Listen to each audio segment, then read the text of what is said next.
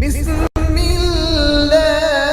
الرحمن الرحيم.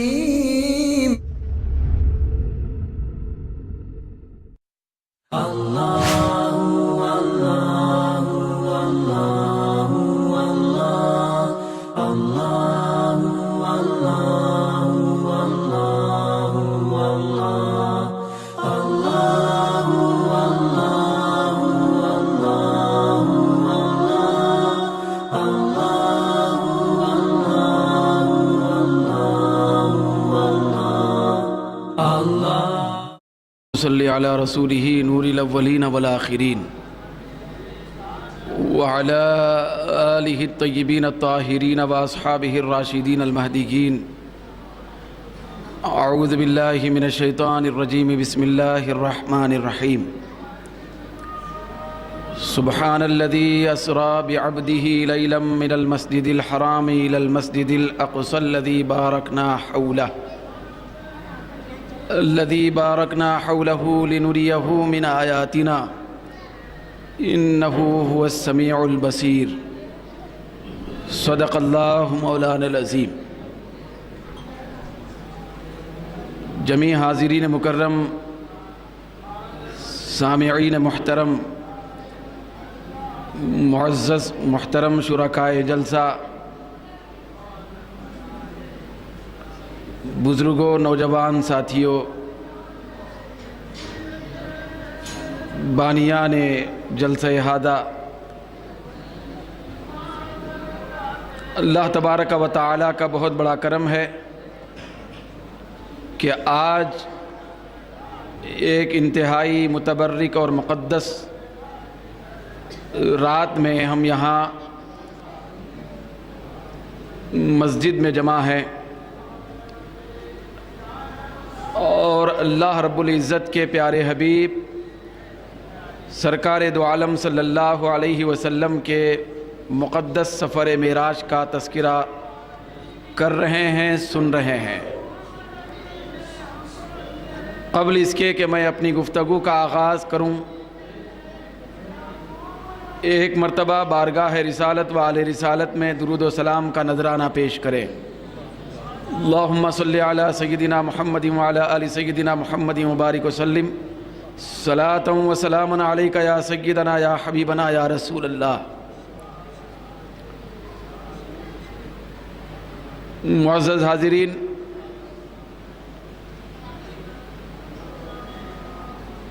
قرآن مجید کے جن نورانی کلمات اور مقدس الفاظ آپ کے سامنے پڑھنے کی سعادت حاصل ہوئی. یہ سورہ اسراء کی پہلی آیت ہے جس میں اللہ تبارک و تعالی اپنے نبی پاک صلی اللہ علیہ وسلم کے سفر معراج کا ذکر فرمایا ہے. چنانچہ اس کا ارشاد ہوتا ہے، پاک ہے وہ ذات جو اپنے بندے کو رات کے کچھ حصے میں مسجد حرام سے مسجد اقصی تک لے گئی. وہ مسجد اقصی جس کے اطراف ہم نے برکتیں نازل کر رکھی تھی تاکہ ہم ہماری نشانیاں دکھائیں. بے شک وہی ذات سننے والی اور دیکھنے والی ہے. مختلف انداز میں واقعہ معراج کا خصوصی تذکرہ آپ سنتے رہتے ہیں اور واقعہ معراج کے مختلف گوشے آپ کے سامنے آتے رہتے ہیں، لیکن میں آج آپ کے سامنے اس آیت مبارکہ کے کچھ خصوصی پہلو مسجد کے حوالے سے، بندگی کے حوالے سے اور اللہ تبارک و تعالی اپنے محبوب کو اپنی بارگاہ میں لے جانے کے حوالے سے، پھر نشانیوں کے حوالے سے کرنا چاہتا ہوں. پروردگار عالم قرآن مجید میں بہت ساری باتوں کا ذکر فرمایا. جن باتوں میں بہت زیادہ انوکھی باتیں بھی ہیں بہت زیادہ پیاری باتیں بھی ہیں، بہت زیادہ اہم باتیں بھی ہیں۔ صرف نماز کو لے لیا جائے تو نماز اتنی بڑی معتبر ترین عبادت ہے کہ اس عبادت کے بعد خود بندہ اپنے اعتبار سے سرکار کونین کی معراج کے صدقے میں کمال معراج کو پہنچ جاتا ہے۔ جیسا کہ کہا گیا الصلاۃ معراج المؤمنین، نماز مومنوں کی معراج ہے، نماز مومنوں کی معراج ہے، اور نماز جو فرض کیا اس رب کو دیکھنا مصطفیٰ کی معراج ہے۔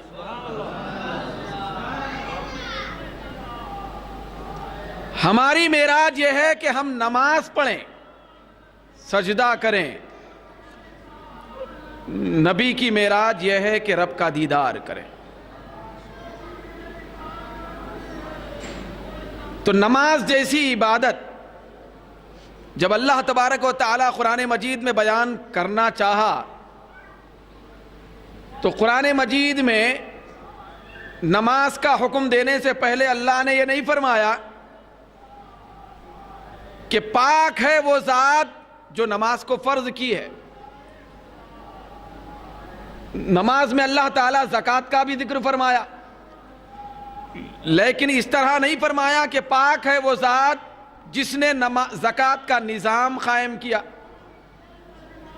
پاک ہے وہ ذات جس نے حج فرض کیا، پاک ہے وہ ذات جس نے رمضان کے روزے مقرر کیے۔ ایسا ذکر اللہ نے قرآن میں نہیں فرمایا۔ نماز کا ذکر کرنے سے پہلے اللہ اپنی پاکی نہیں بیان فرمایا کہ میں پاک ہوں لہذا نماز پڑھو،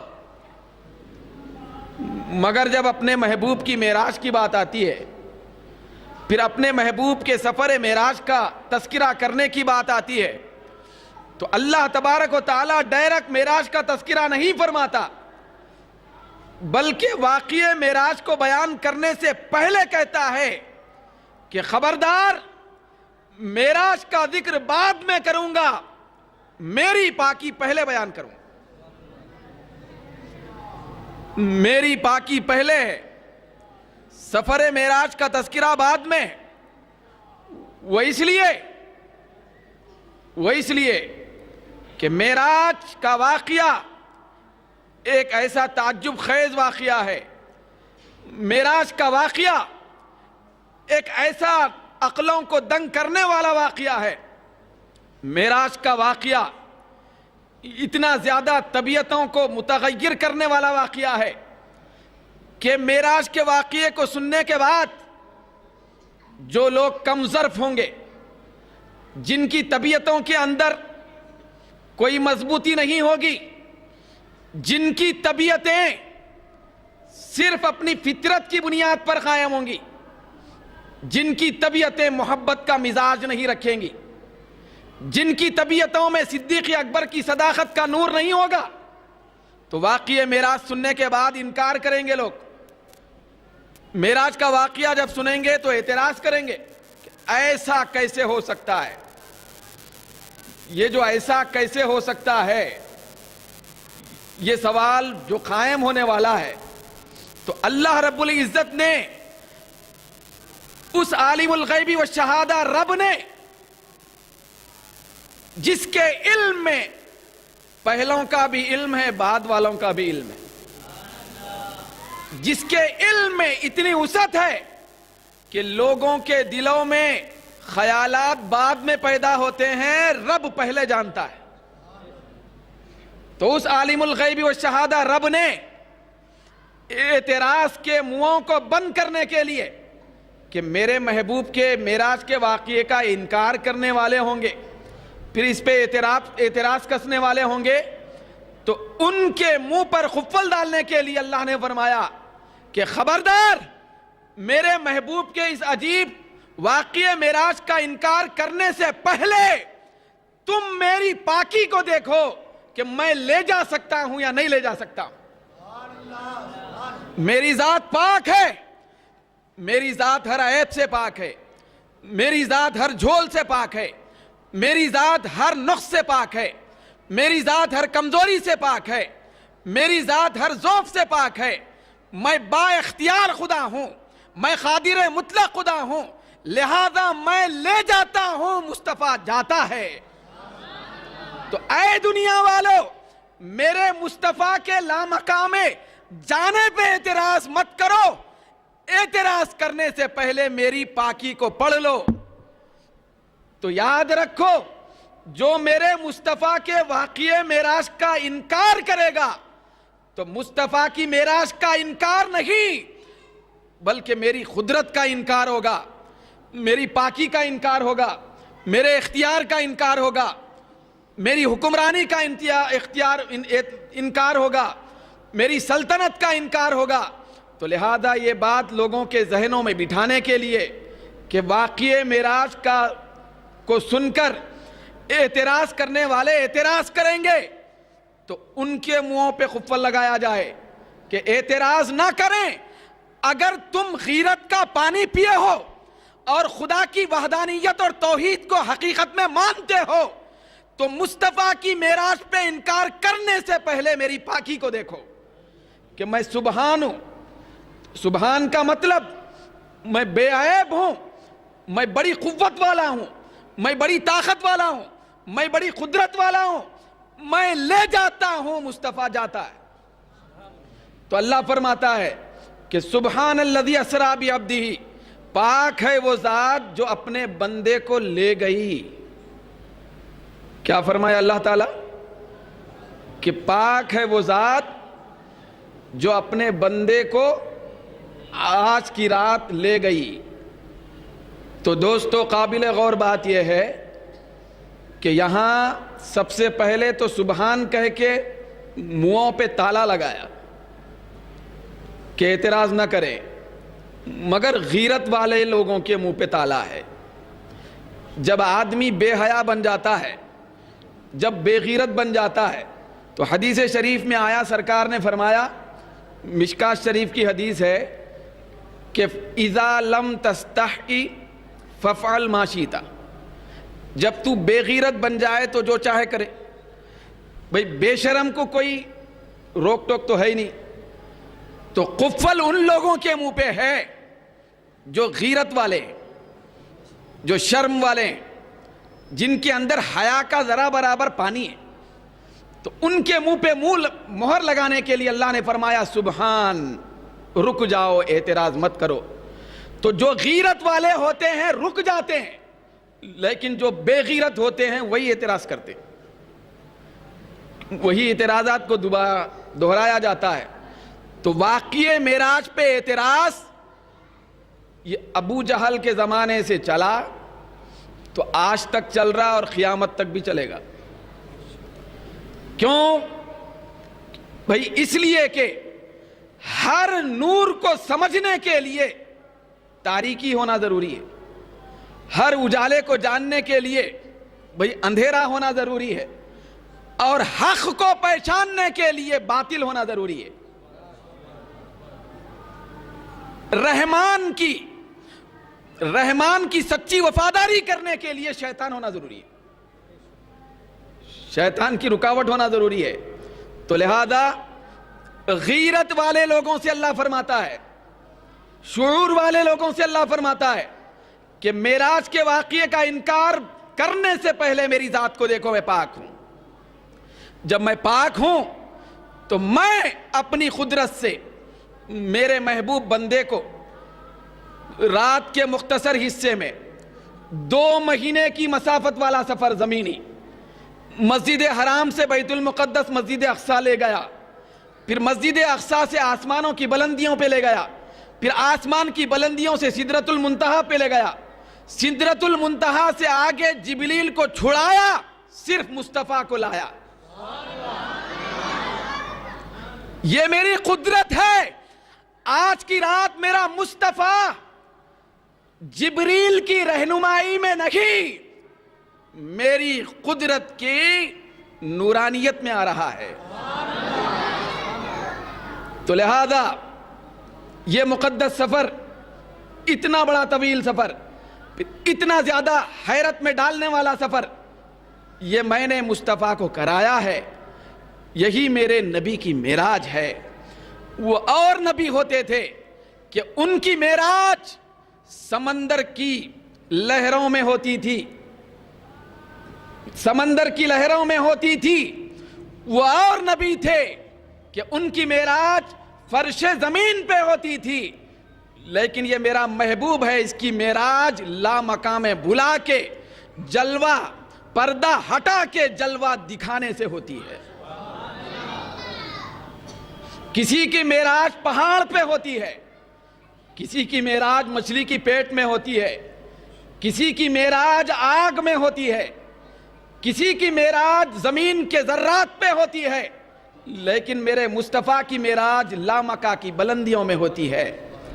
پھر ایسے ظرف کے ساتھ ہوتی ہے کہ وہ خود کہتا ہے کہ جب میں نے مصطفیٰ کو اپنا دیدار کرایا، وہ طور کا مقام تھا جو بہت دور ہو گیا، کہ موسیٰ بے ہوش ہو گئے.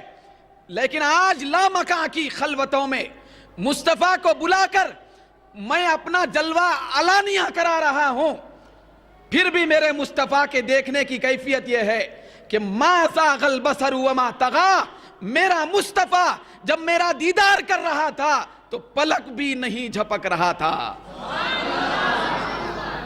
یہ قرآن کہتا ہے ما زاغ البصر، بھئی آنکھ پلک بھی نہیں جھپکا. تو یہ وہ مصطفیٰ ہے کہ جس کو میں اتنی بڑی بلندی والی معراج سے سرفراز کر رہا ہوں. دوستو، آج کی رات صرف ہمارے نبی کی معراج کی رات نہیں ہے. آج کی رات ہمارے نبی کی معراج کی رات بھی ہے، ساری کائنات کی معراج کی رات بھی ہے. وہ کیسے؟ وہ اس طرح کہ ہمارے نبی جس راستے سے گزر رہے تھے، دیکھو معراج کرانا چاہتا تھا اللہ تعالیٰ تو سیدھا مکے سے، مسجد حرام سے آسمان میں بلا لیتا، فرشتوں کو بھی بھنک نہیں لگتی تھی. پھر سدرۃ المنتہا سے آگے لے جاتا اور معراج کرا دیتا. یہ اللہ تبارک و تعالیٰ آج کی رات بہت ساری پوری کائنات کا دورہ کیوں کرایا؟ اپنے نبی کو سرکار کے لیے بیان کیا گیا. زمینی جو سفر ہوا معراج کا، وہ مسجد حرام سے شروع ہوا، مسجد اقصیٰ یعنی بیت المقدس پہ ختم ہوا، جس کا تذکرہ اس آیت کے پہلے الفاظ میں ہے. پھر وہاں سے آسمانی سفر شروع ہوا. وہ جب شروع ہوا تو سدرۃ المنتہا پہ ختم ہوا. پھر وہاں سے لامکانی سفر شروع ہوا، وہاں ختم ہوا جہاں کوئی ختم نہیں ہوتا. پھر اس کے بعد ختم اور اختتام کا سارا تصور اور خیال ختم ہو گیا. تو اتنا بڑا طویل دورہ کیوں کرایا؟ حدیث شریف میں آتا ہے، پورے حدیث کی کتابوں کے اندر موجود ہے، سارے مفسرین بیان کرتے ہیں. پھر عرب کی منظورہ، کہاں کی؟ بولیے زور سے بھائی. بھائی یہاں ہم لوگ انڈیا میں ہیں تو آپ ذرا زور سے بولیں. یہ عرب کی حکومت غیر اسلامی ہے، جہاں پہ لوگوں کو آواز بلند کرنے نہیں دیا جاتا. یہ غیر اسلامی حرکت ہے، یہ کہ جہاں پہ اظہار خیال کی آزادی دی. بھئی اسلامی جو حکومت ہے، اسلامی حکومت یہ مزاج رکھتی ہے کہ حضرت فاروق اعظم خطبہ دے رہے ہیں تو مجمع میں سے خاتون اٹھ کے کہتی ہے کہ اے عمر، تمہارا جو کرتا ہے وہ لمبا کیوں ہے؟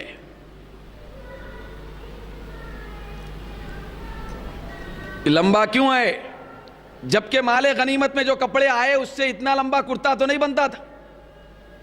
تو حضرت فاروق اعظم نے مسکرا کر جواب دیا کہ اچھا سوال کیا خاتون نے، چلو صفائی ہو جائیں گی. صحابی رسول ہیں, خلیفہ دوم ہے بھائی. فاروق اعظم سے بڑھ کے تو کوئی حکمران نہیں ہے نا, ہے کوئی حکمران؟ فاروق اعظم اس سوال کرنے والی کے اوپر رحم کرتے ہوئے جواب دیتے ہیں کہ میرا خمیس اتنا لمبا کیوں ہے, میرا بیٹا جواب دے گا.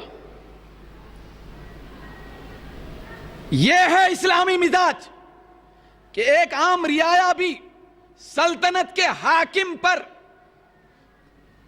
جو پوچھنا ہے وہ پوچھ سکتا ہے. تو حضرت عبداللہ بن عمر اٹھے, سرکار فاروق اعظم کے بیٹے, تو اٹھ کے کہنے لگے میرے حصے میں جو کپڑا آیا تھا تو میں نے ابا جان کو پیش کر دیا تھا, تو دونوں کپڑے ملا کے بنانے سے ابا جان کی خمیس اتنی لمبی ہو گئی.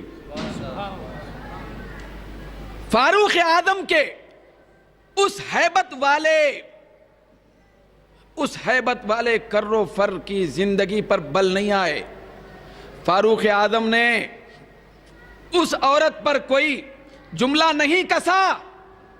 یہ اسلامی مزاج, یہ اسلامی مزاج ہر عرب و عرب میں نہیں ہے. جب تک یہ اسلامی مزاج کسی خطے میں نہیں آئے گا کبھی بھی ہرگز وہ اسلامی حکومت نہیں ہو سکتی.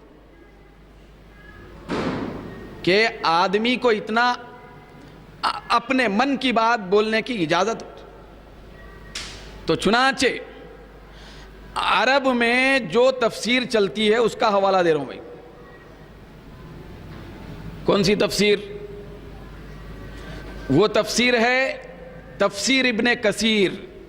کون سی تفسیر ہے بولیے؟ تفسیر ابن کثیر. یہ آج بھی عرب میں چلتی ہے. تو اس کے اندر آتا ہے سرکار دو عالم صلی اللہ علیہ وسلم نے ارشاد فرمایا کہ میں نے اپنے رب کو نور دیکھا. بھائی بولیے کون سی تفسیر ہے؟ یہ تفسیر ہے تفسیر ابن کثیر بھائی, جس کو سب مانتے ہیں. تو اس میں آتا ہے کہ میں نے اپنے رب کو نور دیکھا. پھر اسی میں بخاری کے حوالے سے آیا تفسیر ابن کثیر میں کہ آج کی رات مصطفیٰ سے جبریل قریب تو تھے ہی تھے, لیکن بخاری کے حوالے سے موجود ہے کہ دن الجبار رب العزت فتد اللہ فکان قاب قوسین او ادنا. آج کی رات مصطفیٰ سے رب قریب ہوا. کون قریب ہوا بھائی؟ رب قریب ہوا.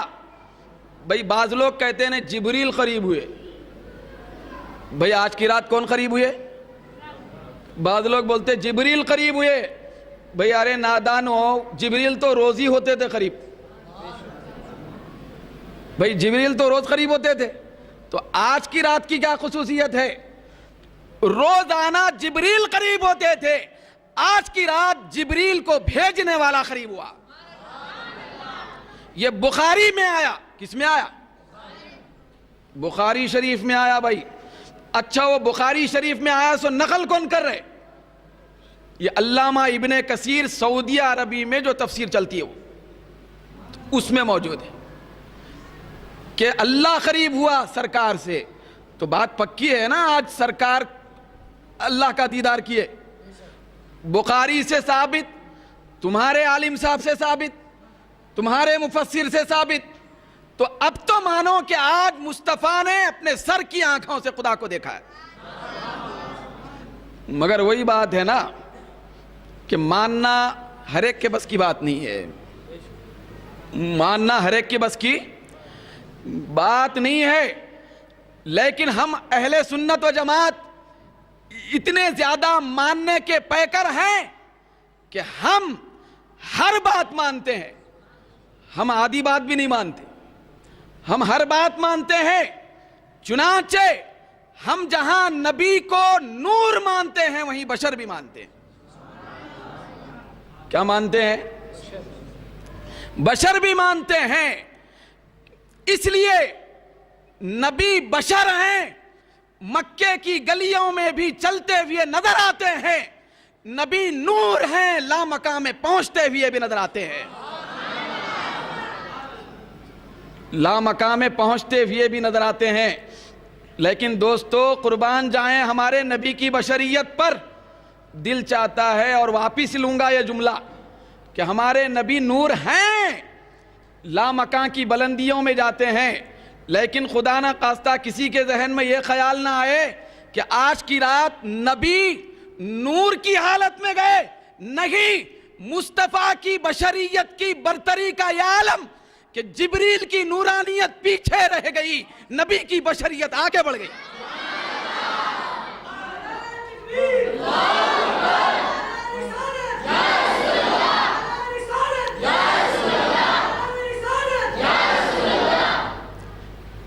جبریل ہمارے نبی کی بشریت کے برابر نہیں ہو سکتے.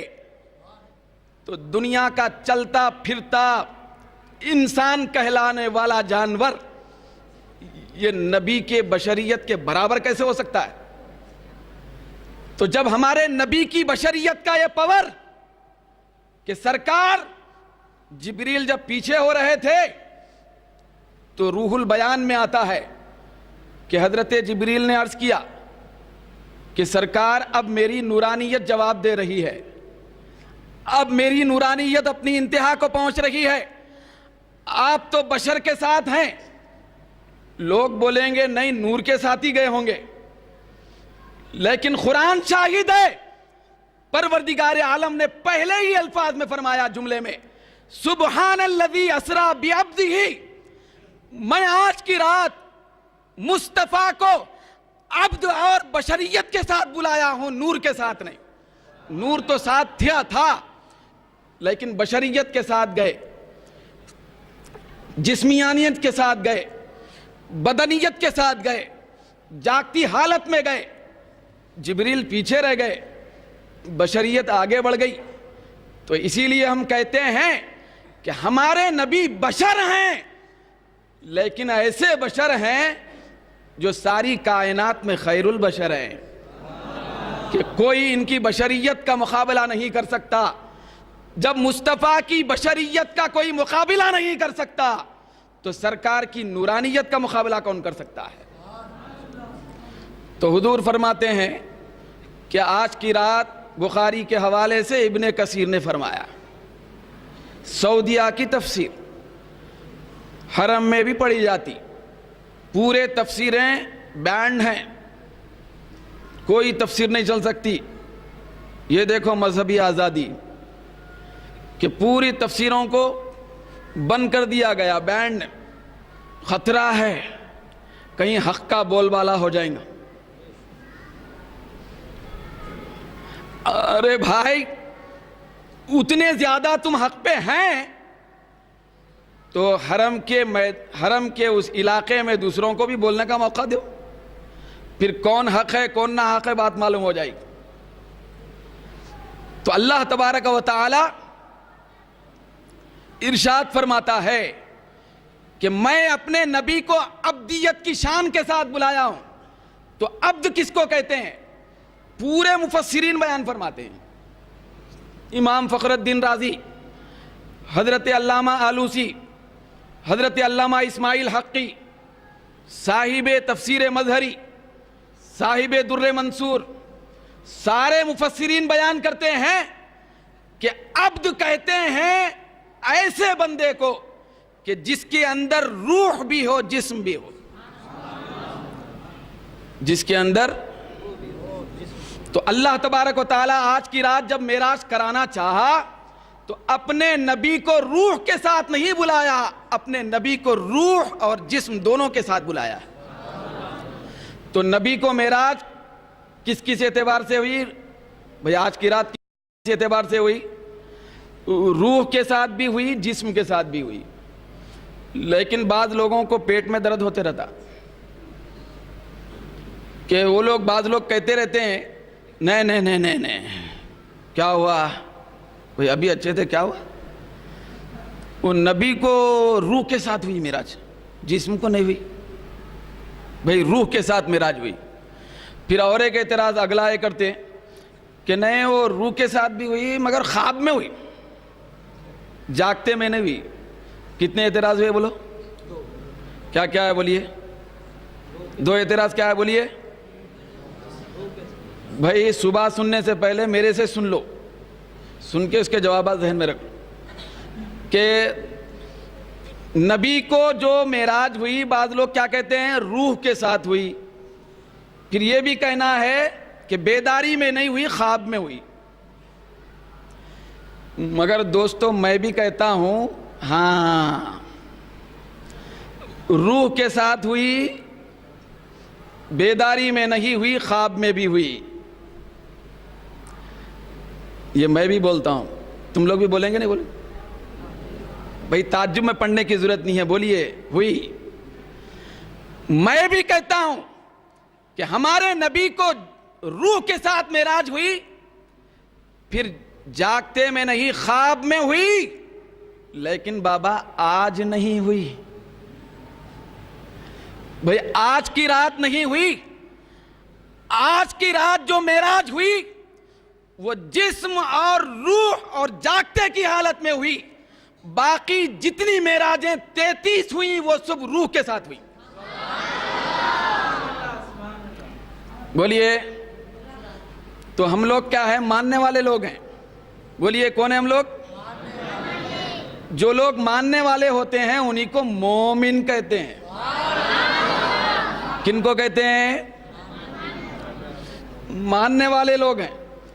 بعض لوگوں کو خفت ہو جاتا ہے، وہ بھی بولتے ہیں ہم بھی ماننے والے ہیں۔ کیا بولتے ہو لوگ؟ مگر بابا آدھا ماننا بھی پورا نہیں ماننا چھے۔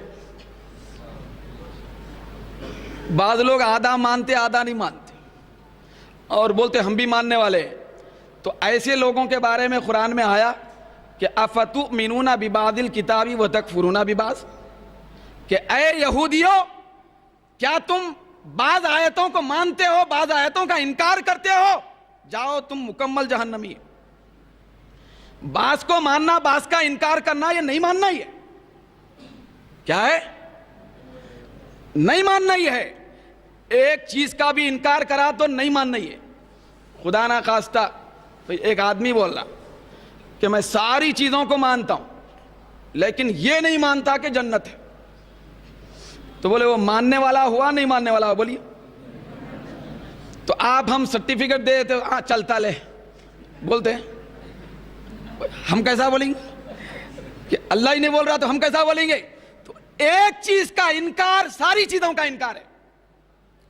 تو ہم بڑے خوش قسمت ہیں سنی، ہم جہاں یہ مانتے ہیں کہ ہمارے نبی کو روح کے ساتھ خواب میں معراج ہوئی، وہیں ہم یہ بھی مانتے ہیں کہ ہمارے نبی کو جسم کے ساتھ جاگتے میں معراج ہوئی۔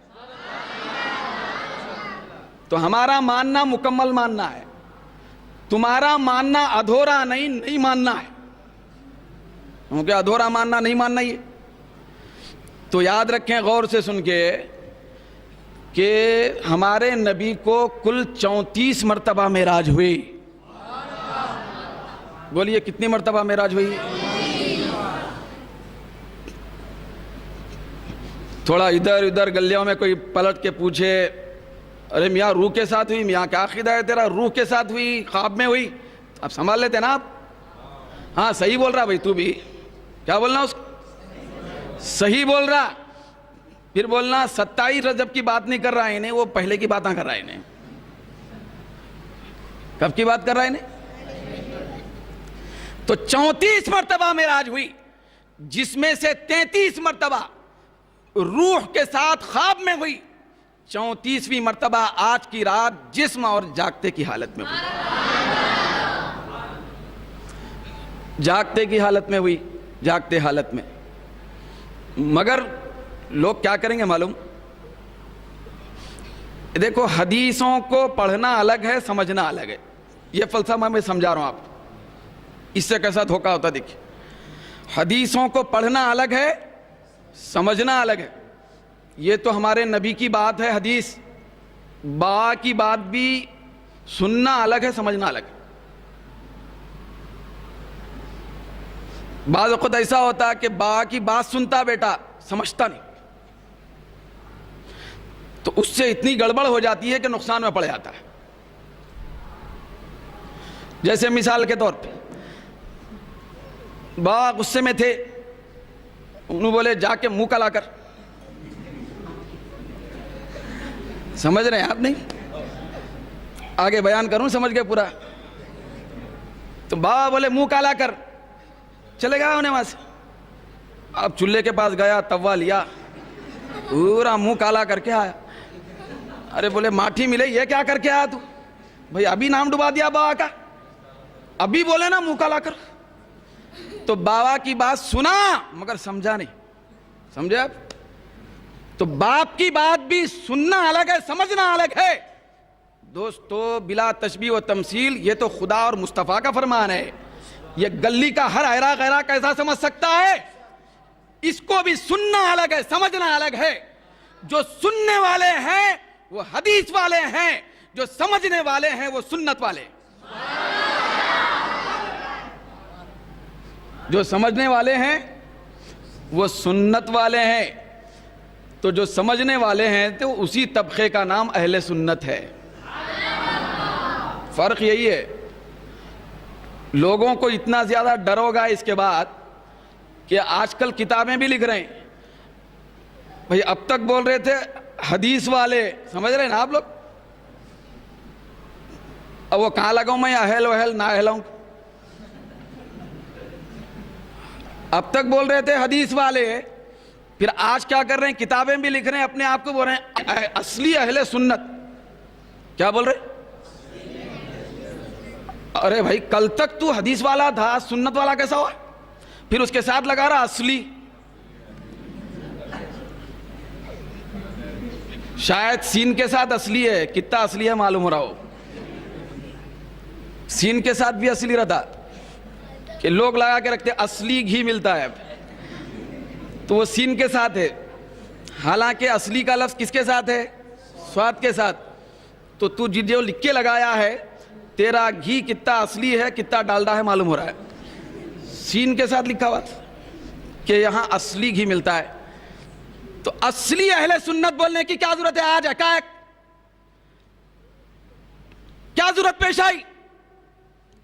تمہارا تو یہ ٹائٹل یہ انگریزوں کے زمانے میں منظور کیا ہوا ہے, انگریزوں کے سامنے ہاتھ جوڑ کے منظور کرا لیے تھے.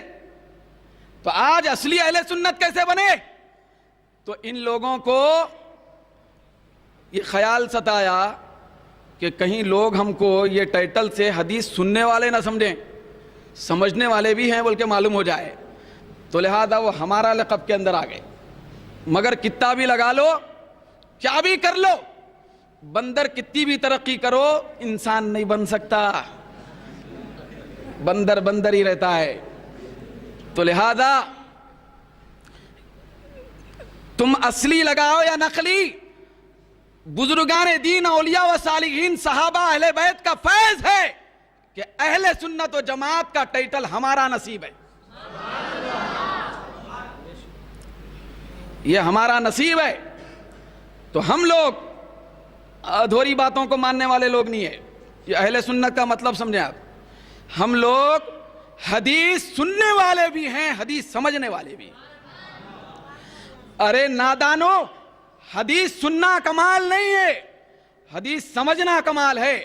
حدیث سمجھنے والے لوگوں کے امام کا نام امام اعظم ہے. یہ امام شافعی ہیں, یہ امام مالک اور امام احمد بن حنبل ہیں. حدیث ان بڑے اماموں کو سمجھانے والوں کا نام امام جعفر صادق ہے.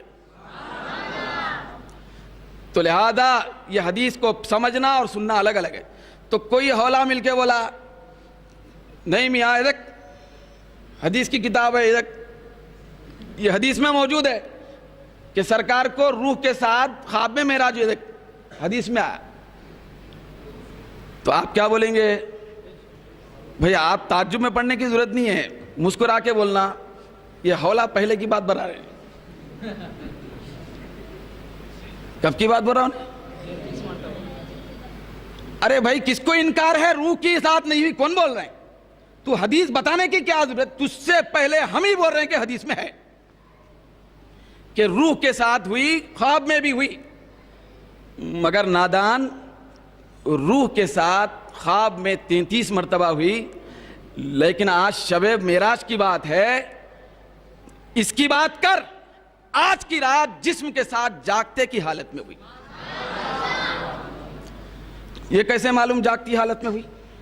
بھئی آج کی رات جاگتے میں اور جسم کے ساتھ ہوئی، کیسے معلوم؟ تو اس کا ایک ثبوت میں آپ کے سامنے دے دیا کہ عبد کا لفظ ہے قرآن میں، کہ عبد کس کو کہتے ہیں؟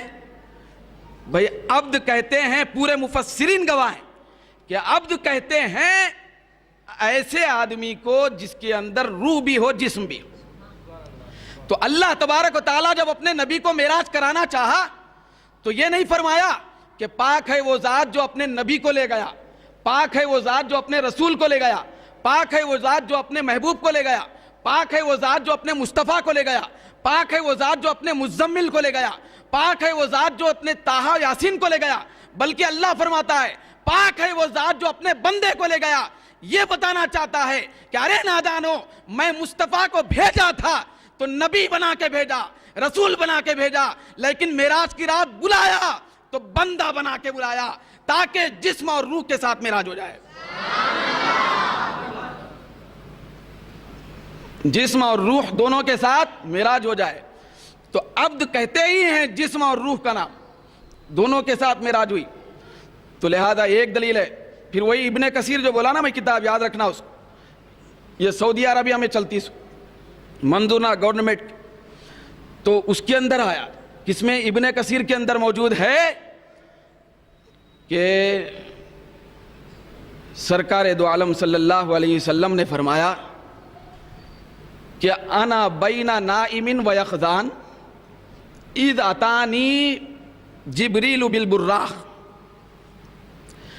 یہ ابن کثیر میں مختلف بڑی کتابوں کے حوالے سے انہوں نے نقل فرمایا کہ سرکار نے فرمایا کہ میں آج کی رات، معراج کی رات، جاگتے اور سوئے ہوئے دونوں حالتوں کے درمیانی کیفیت میں تھا۔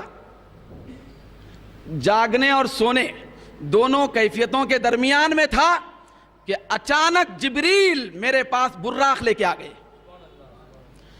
تو یہ بات ایمان سے بتاؤ، سرکار کیا فرما رہے ہیں؟ میں سویا ہوا تھا یا سونے اور جاگنے کی درمیان میں کیفیت میں تھا؟ بولیے۔ ٹھیک ہے، یہ جو جملہ ہے یہ مکمل سوئے ہوئے ہونے کو بتا رہا، مکمل سوئے ہوئے تھے اس کو بتا رہا؟ نہیں بتا رہا۔ یہ جملہ بتا رہا ہے کہ حضور جاگ رہے تھے۔ دونوں کیفیتوں کے درمیان میں اس اعتبار سے تھے کہ سرکار جب آرام فرما رہے تھے حضرت ام ہانی کے گھر میں، آج کی رات جبریل آ رہے تھے، پروردگار عالم مہمان بنا کے بلا رہا تھا، تو حضور انتظار میں جاگتے اور سوتے کی درمیانی کیفیت میں تھے، کا مطلب آنکھیں بند تھیں، دل جاگ رہا تھا، نیند نہیں لگی تھی، نیند نہیں لگی تھی، صرف آنکھیں بند تھیں۔ تو صرف آنکھیں بند ہونا سونا ہے یا جاگنا ہے؟ بولیے۔ وہ بھی جاگنا ہی ہے۔ تو سرکار فرماتے ہیں کہ میں سونے اور جاگنے کے درمیان میں تھا، یعنی آنکھیں بند تھیں، جاگ رہا تھا۔ اس عالم میں جبریل براق لے کے آئے اور سفر معراج شروع ہوا۔ تو اس حدیث سے معلوم ہوتا ہے کہ حضور جاگتی حالت میں جسم کے ساتھ معراج کیے، جاگتی حالت میں۔ پھر ایک دلیل یاد رکھو آپ، وہی وہ بتاتے رہتے وہ لوگ، آپ بے فکر رہنا، کتابوں میں بتائے تک اگر کوئی آدمی 33 مرتبہ بھی ایک کتاب میں بتا رہا کہ روح کے ساتھ معراج ہوئی، تو آپ ہنس کے بولنا ارے بھائی وہ پہلے کے باتاں بول رہے ہیں، 33 روح کے ساتھ ہوئی، یہاں معاملہ جسم کے ساتھ ہے۔ تو ہمارے آقا صلی اللہ علیہ وسلم جب معراج سے واپس تشریف لائے تو کیا ہوا تھا معلوم ہے نا؟ حدیث شریف میں آیا، پورے مفسرین نے بیان فرمایا، حدیثوں میں بھی آیا کہ سرکار کونین صلی اللہ علیہ وسلم جب سفر معراج سے واپس آئے، دوسرے دن صبح میں جب مکے میں اعلان فرمائے کہ میں معراج اس طرح کر کے آیا ہوں، تھوڑے ہی دیر میں ساتوں آسمان، جنت، دوزخ، سدرۃ المنتہا، بیت المقدس، حالانکہ مسجد حرام سے مسجد اقصیٰ تک کا جو مسافت کا راستہ ہے 2 مہینے کا تھا، تو آنے واحد میں اتنا پورا سفر طے کر کے آیا اللہ کا دیدار کر کے۔ تو کافر لوگ کیا کیے؟ کافر لوگوں نے کہا یہ ایسے کیسے ہو سکتا ہے؟ کیا ہے؟ بھئی ایسے کیسے ہو سکتا ہے؟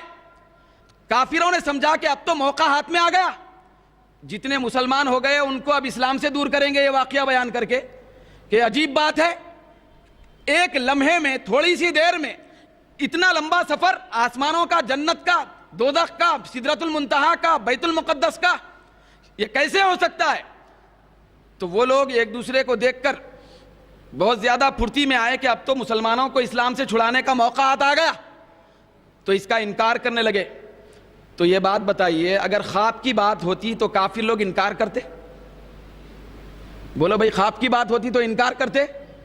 کیونکہ خواب میں آدمی کہیں بھی جاتا ہے، خواب میں ہم جیسے لوگ بھی اڑتے رہتے، خواب میں کچھ بھی ہو سکتا ہے۔ تو خواب کی بات ہوتی تو کافر لوگ اتنا زیادہ ڈھنڈورا نہیں پیٹتے، صبح میں انکار نہیں کرتے، سب مل کے حضرت صدیق اکبر کے پاس نہیں جاتے، حضرت ابو بکر کے پاس گئے، جا کے کہنے لگے کھٹکا مار کے، ارے ایک عجیب بات ہے سنو، وہ یہ ہے کہ تم جس نبی کو مانتے ہیں وہ اس طرح کا ایک عجیب واقعہ بیان کر رہے۔ سرکار صدیق اکبر نے فرمایا اس وقت تک ابھی صدیق نہیں بنے تھے، بھئی اس وقت تک ابھی صدیق ابھی نہیں بنے تھے، صرف ابو بکر تھے۔ تو کافر لوگ بیان کرنے لگے کہ اس طرح آپ کے نبی کہہ رہے۔ تو حضرت صدیق اکبر نے فرمایا ٹھیک ہے بتاؤ، پہلے یہ بولو کہ تم لوگ اپنے میرے نبی سے خود کانوں سے سن کے آ رہے ہیں کہ میرے نبی نے ایسا کہا ہے؟ تو کافر لوگ اچھل کے بول رہے ہیں ہاں ایسا کہا ہے، ہاں انہوں نے ابھی ایسا کہا ہے، ہم سن کے آئے۔ تو حضرت صدیق اکبر نے فرمایا کہ یہ واقعہ جتنا عجیب غریب تم کو لگ رہا ہے، یہ دنیا کا کوئی دوسرا انسان کہے تو غلط ہے، میرے مصطفیٰ نے کہا ہے تو سچا ہے، میرے نبی نے کہا ہے تو سچا ہے۔ ابھی حضرت ابو بکر کو نہیں معلوم کہ واقعہ ایسا ہوا ہے، سرکار نے ابھی بیان نہیں فرمایا تھا ان سے، ابھی ملاقات ہی نہیں ہوئی تھی۔ تو صدیق اکبر کا یہ صداقت کا ایمان تھا کہ کافروں کی زبان سے سن کے کہنے لگے کہ میرے نبی کا یہ واقعہ سچا ہے۔ تو کافر وہاں سے شرمندہ ہو کے واپس ہونے لگے، تعجب میں پڑھ کے کہنے لگے تم اس واقعے کو مانتے ہو؟ تو صدیق اکبر نے پیارا جواب دیا یہ معمولی واقعہ ہے، اس سے زیادہ عجیب تر واقعے کو میں نے مان لیا ہے، تو یہ واقعہ معراج کیوں نہیں مانوں؟ تو لوگوں نے پوچھا وہ کون سا واقعہ ہے؟ ارے نادانو تم نہیں جانتے، میں نے خدا کو مصطفیٰ کے کہنے پہ ہی تو مانا ہے، میں نے خدا کو نبی کے کہنے پہ ہی مانا ہے، اگر نبی نہ کہتے تو میں خدا کیسے مانتا؟ تو میرے خدا کو ماننے کا عقیدہ بھی نبی کی ذات پہ ٹکا ہوا ہے۔ تو اے توحید والو، توحید اصل میں وہ ہے جو نبی کے کہے پر نبی پہ اعتماد کرتے ہوئے اللہ کو ایک ماننے پہ قائم ہوتی ہے۔ نبی کو بیچ میں سے ہٹایا دیا جائے تو وہ توحید نہیں ہو سکتی، اگر کوئی توحید کہتا ہے تو وہ شیطانی توحید ہوتی ہے، شیطانی۔ تو صدیق اکبر رضی اللہ تعالیٰ عنہ مان لیے، سرکار کی بارگاہ میں پہنچے، سرکار کی بارگاہ میں پہنچے، وہاں جانے کے بعد بھی انہوں نے گواہی دی کہ یا رسول اللہ، یہ صاحب روح البیان نے نقل فرمایا، دیگر مفسرین نے، کہ یا رسول اللہ میں گواہی دیتا ہوں کہ آپ حقیقت میں اللہ کے رسول ہیں۔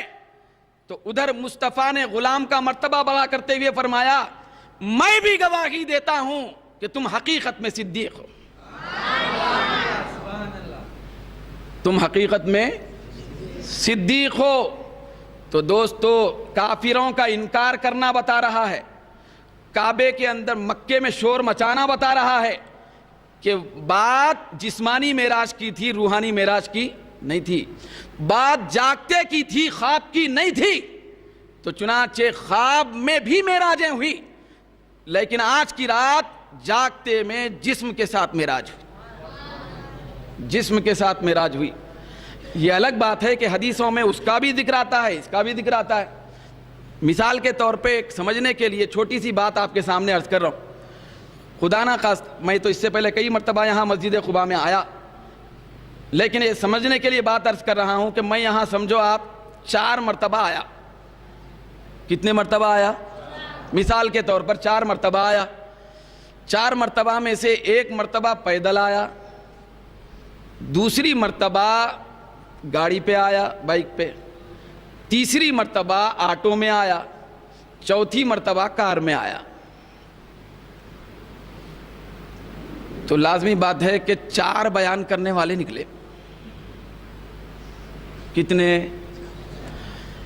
بھائی ایک بچہ کہہ رہا ہے کہ وہ مول صاحب پیدل آئے تھے، مسجد قباء کو پیدل آئے.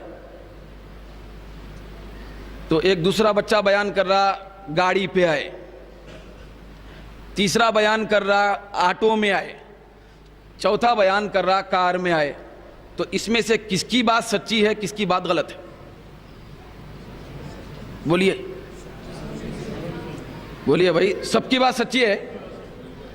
جو بچہ کہہ رہا ہے پیدل آئے وہ بھی سچا ہے، جو بچہ کہہ رہا ہے آٹو میں آئے وہ بھی سچا ہے، جو بچہ کہہ رہا ہے گاڑی پہ آئے وہ بھی سچا ہے، جو بچہ کہہ رہا ہے کار میں آئے وہ بھی سچا ہے.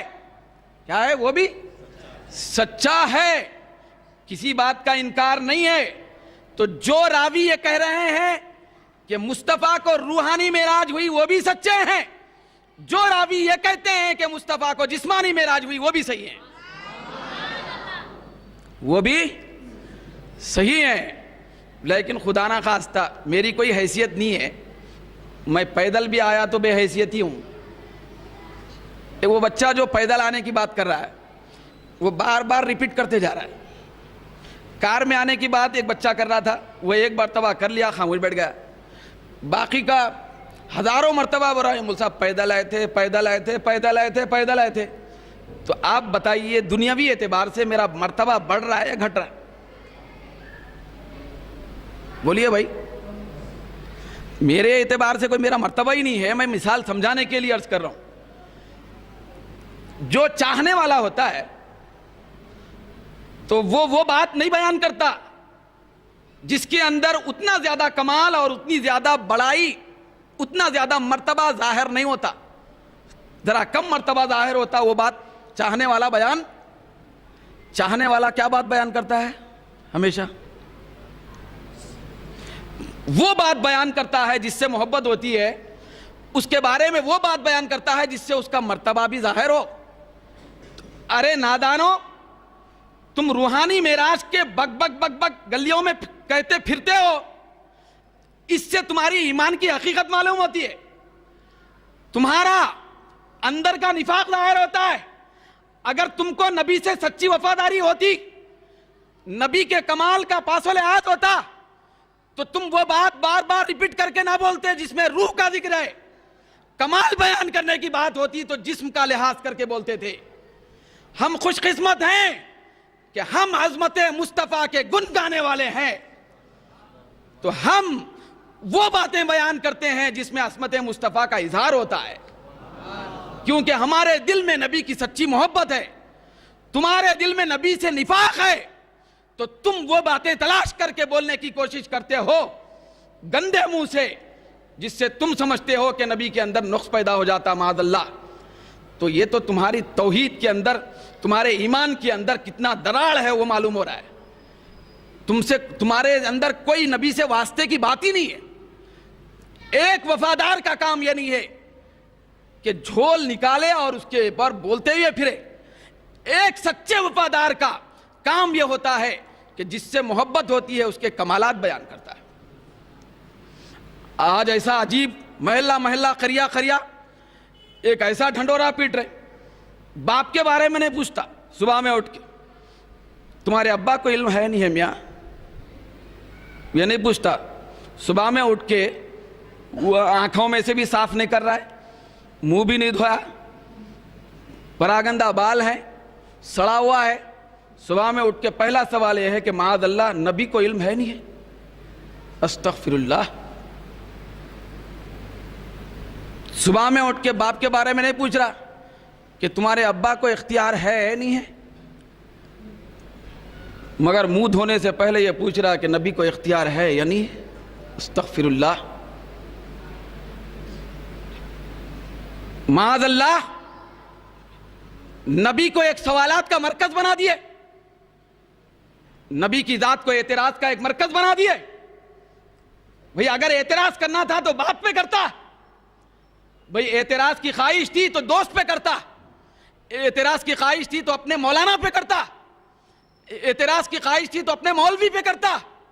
نبی کی ذات کو اعتراض کا مرکز بنانا معاذ اللہ کتنی بڑی بدبختی کی بات ہے۔ تو دوستو، یہ اندر کی یہودیت بول رہی ہے، یہ مسلمانیت نہیں ہے۔ دوستو، نبی سے وفاداری مضبوط کر لو، مضبوط کرو، نبی کے بارے میں یہ عقیدہ بناؤ کہ اللہ نے ہمارے نبی کو حضرت عیسیٰ سے بھی زیادہ کمالات دیا ہے، ہمارے نبی کو حضرت موسیٰ سے بھی زیادہ معجزات دیا ہے، ہمارے نبی کو حضرت ابراہیم سے زیادہ کمالات دیا ہے، ہمارے نبی کو حضرت آدم سے زیادہ خصوصیات دیا ہے، ہمارے نبی کو حضرت نوح سے زیادہ امتیازات دیا ہے، اس لیے کہ وہ عیسیٰ تھے جو مردوں کو زندہ کرتے تھے، یہ ہمارے نبی ہیں جو کنکروں کو زندہ کرتے ہیں۔ وہ موسیٰ تھے جو عصا مار کر پتھروں سے پانی نکالتے تھے، پتھروں میں پانی ہوتا بھی ہے، پہاڑوں سے پانی آتا بھی ہے، پتھر کو پانی مار کر پانی نکالتے تھے موسیٰ۔ یہ ہمارے مصطفیٰ ہیں جو انگلیوں سے پانی نکالتے ہیں۔ تو دوستو، جو وفادار ہوتا ہے وہ نبی کی شانیں بیان کرتا ہے، جو غدار ہوتا ہے وہ نبی کی بارے میں توہین کے کلمات روزانہ کستا ہے۔ وہ تمہارا مقدر ہے جہنمی ہونے کا، یہ ہمارا مقدر ہے جنتی ہونے کا۔ ہم کو ہمارے نبی کے کمالات بیان کرنا مبارک، اور تم کو وہ خبیث بدتینس زبان چلانا مبارک۔ تو دوستو، ایسے لوگوں سے چوکنا رہیں جو نبی کی ذات کو ایک عام انسان کے روپ میں پیش کرنا چاہتے ہیں، جو نبی کی ذات کو ایک عام بشر کے روپ میں پیش کرنا چاہتے ہیں، جو نبی کی ذات کو صرف ایک کھاتا پیتا چلتا پھرتا انسان پیش کرنا چاہتے ہیں۔ دوستو، ذرا ہمیشہ کبھی بھی کوئی شیطان اعتراض کرے، پھر اس طرح کی بدتمیزی کی باتیں کرے، تو جب وہ بیان کرے کہ نبی وہ تھے ہمارے کہ جو بازاروں میں چلتے پھرتے تھے، تو آپ فوری عقیدے کے اندر یہ بات تازہ کر لینا کہ ارے نادان، مکے میں بازاروں میں چلنے پھرنے کو دیکھ رہا ہے، میری نظر اور میرا دماغ عرش پہ پہنچنے کو دیکھ رہا ہے۔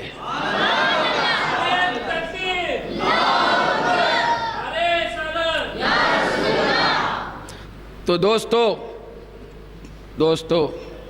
یہ ہمارے نبی کا کمال اور ان کا اختیار ہے، پورے حدیثوں میں بھرا ہوا ہے، بے شمار حدیثوں میں۔ سارے لوگ وہ حدیثوں سے حدیثیں لیتے ہیں، کتابوں سے، پورے کتابوں سے حدیثیں لیتے ہیں لوگ۔ یہ لوگ جتنی کتابوں سے حدیثیں لیتے ہیں انہی کتابوں میں سے بول رہا ہوں۔ سرکار کے بارے میں آیا کہ آقائے دو جہاں صلی اللہ علیہ وسلم جب کسی درخت کو اشارہ فرماتے تو درخت آدمی کی طرح چلتا ہوا آ کر حضور کی بارگاہ میں سجدہ ریز ہو جاتا تھا۔ تو اب ایمان سے بتائیے کہ یہ جو نبی کے کمالات ہیں کون بیان کرے گا؟ کون بیان کرتا؟ جس کے دل میں نبی کی وفاداری اور محبت ہے۔ تو جب بھی لوگ بدتمیزی بیان کرنا شروع کریں تو سمجھ جانا کہ یہ غدار ہے، جب کوئی لوگ شانیں بیان کرنا شروع کریں سمجھ جانا یہ وفادار ہے، یہ وفادار ہے۔ تو ہمارے نبی کو جسم کے ساتھ جاگتے میں آج معراج ہوئی، اور کل کتنے معراجیں ہوئے؟ 34 میں سے 33 روحانی ہوئی۔ پھر ایک لطیف بات آپ کے سامنے بیان کر رہا ہوں کہ ہمارے نبی کو آج کی رات بھی ایک معراج نہیں ہوئی جسم کے ساتھ۔ کتنی معراجیں نہیں ہوئی؟ بھئی آج جسم کے ساتھ جاگتے میں کتنے معراج ہوئی؟ بھئی ایک معراج ہوئی، لیکن حقیقت میں دیکھے تو ایک نہیں، ایک سے زیادہ ہے۔ پہلے یہ بتائیے کہ نبی کی معراج کیا ہے؟ نبی کی معراج بولے تو کیا بات؟ نبی کی معراج کیا ہے؟ تو آپ بولیں گے جنت کی سیر فرمائے، یہ نبی کی معراج۔ عرش پہ پہنچے، سدرۃ المنتہا پہ پہنچے، نبی کی معراج۔ عرش پہ پہنچے، نبی کی معراج۔ پہلے آسمان، دوسرے آسمان، تیسرے آسمان پہ پہنچے، نبی کی معراج۔ بیت المقدس میں پہنچے، نبی کی معراج۔ نبیوں کی امامت فرمائے، نبی کی معراج ہمارے۔ نہیں،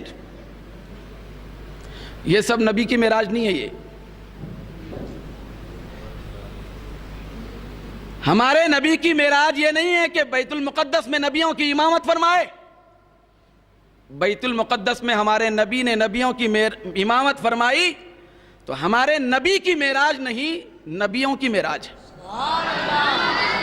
کس کی معراج ہے؟ نبیوں کی معراج ہے۔ ہمارے آقا براق پہ بیٹھے تو براق کی معراج۔ ہمارے آقا کی لگام جبریل نے ہاتھ میں لی تو جبریل کی معراج۔ ہمارے آقا کے اطراف 70,000 فرشتے جنتی قندیلیں لے کے آئے تو فرشتوں کی معراج۔ ہمارے نبی پہلے آسمان پہ پہنچے تو پہلے آسمان کی معراج، دوسرے آسمان پہ پہنچے تو دوسرے آسمان کی معراج، تیسرے آسمان پہ گئے تو تیسرے آسمان کی معراج، یہاں تک کہ بیت المعمور میں پہنچے تو بیت المعمور کی معراج، سدرۃ المنتہا پہ پہنچے تو سدرۃ المنتہا کی معراج، جبریل معراج ہونے کے بعد رک گئے تو جبریل کی معراج، ہمارے نبی لامکاں میں پہنچے تو لامکاں کی معراج۔ جب نبی لامکاں میں پہنچ کر خدا کو اعلانیہ طور پر دیدار کر لیے تو نبی کی معراج۔ ہمارے نبی جب اپنی معراج کرانے کے لیے گئے تو ساری کائنات کو معراج کراتے ہوئے گئے، ساری کائنات کو معراج کراتے ہوئے گئے، ساری کائنات سے گزرے تو کائناتوں کی معراج، جب گزر کے رب کو دیکھے تو نبی کی معراج۔ تو معراج ہوئی نا ایک، یہ جو رویت ہوئی ایک ہوئی نا آج جسم کے ساتھ جاگتے میں ہوئی، لیکن حقیقت میں دیکھا گیا تو 10 معراجیں ہوئی آج۔ جاگتے میں جسم کے ساتھ کتنی معراجیں ہوئے؟ وہ کیسے؟ ذرا درود شریف پڑھیے، صلی اللہ علیہ وآلہ وسلم، صلاۃ و سلام علیک یا سیدی یا حبیبی۔ وہ جو سعودی عربیہ میں منظورہ گورنمنٹ کی چلتے سو تفسیر کا نام کیا ہے؟ بولیے بھائی۔ تو آج میں کیا بات ہے کہ وہی تفسیر سے بول رہا ہوں پورا۔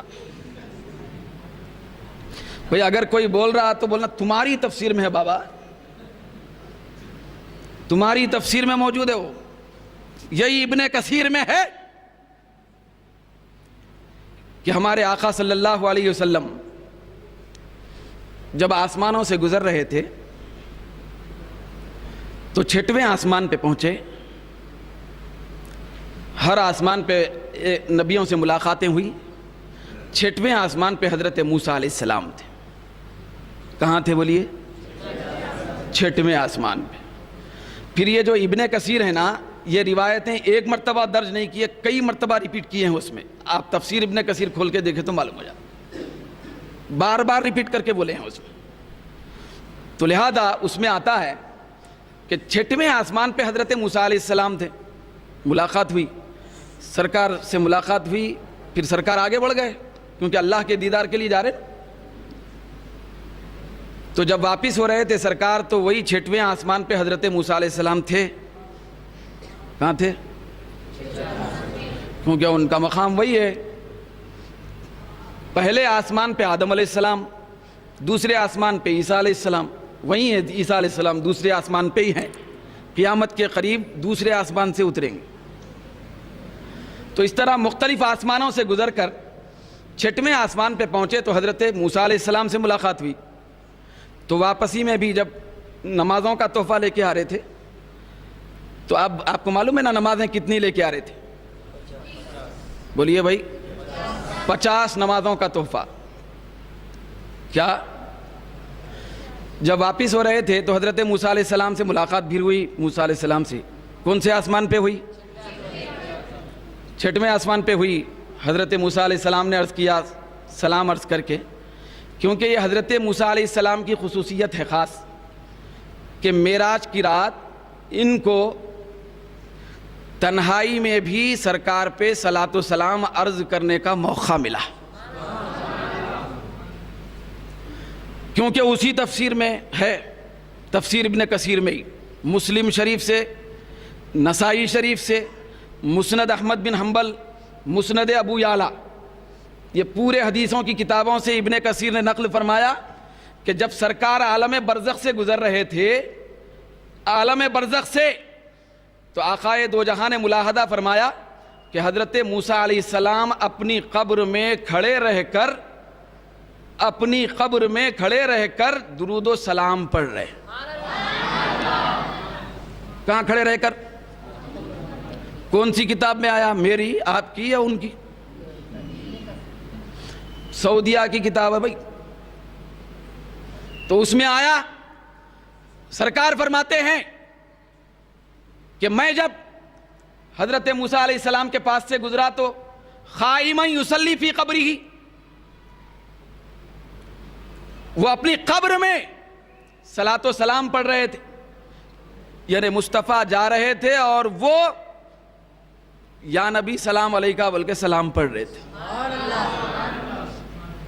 بعض لوگ کہتے ہیں کہ نماز پڑھ رہے تھے، کیونکہ قائما یصلی فی قبرہ ہی آیا، بھئی یصلی نماز پڑھ رہے تھے، ٹھیک ہے ہم یہ بھی مانتے ہیں۔ اب ہم تو سب چیز ماننے والے ہیں نا بھئی، ہم مومن ہیں، سب چیز ماننے والے ہیں نہیں، جو حق ہے وہ مانیں گے۔ ٹھیک ہے، موسیٰ علیہ السلام قبر میں صلاۃ و سلام نہیں نماز پڑھ رہے تھے، ٹھیک ہے اسی کو لے لیں گے، مگر بابا اس سے یہ بات ثابت ہو گئی جو ہمارا عقیدہ ہے کہ اللہ کے خاص بندے اپنے قبروں میں زندہ رہتے ہیں، ثابت ہو گیا۔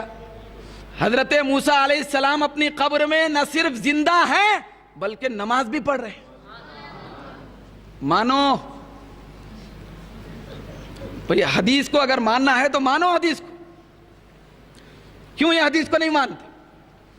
بھائی اپنا اپنا سودا ہے، جہاں عظمت ظاہر ہوتی ہے وہ حدیث کو نہیں مانتے، جہاں عظمت ظاہر ہوتی ہے قرآن کی آیت بھی نہیں مانتے لوگ، قرآن کی آیت بھی ہے تو نہیں مانیں گے۔ بھئی اپنا اپنا نصیبہ ہے، تو نماز پڑھ رہے تھے، چلو زندگی ثابت ہو گئی، نماز پڑھنا بھی ثابت ہو گیا۔ کیا ثابت ہو گیا؟ مگر واپسی میں جو واقعہ پیش آیا اس سے یہ بھی ثابت ہو گیا ہمارے عقیدے کے مطابق، اہل سنت کے عقیدے کے مطابق، کہ غیر خدا سے مدد لینا بھی ثابت، غیر خدا کی مدد بھی ثابت۔ وہ کیسے؟ حضرت موسیٰ علیہ السلام چھٹویں آسمان پہ کھڑے ہوئے، سرکار اللہ کا دیدار کر کے واپس ہوئے، تو حضرت موسیٰ علیہ السلام نے عرض کیا، سرکار کیا بات ہوئی؟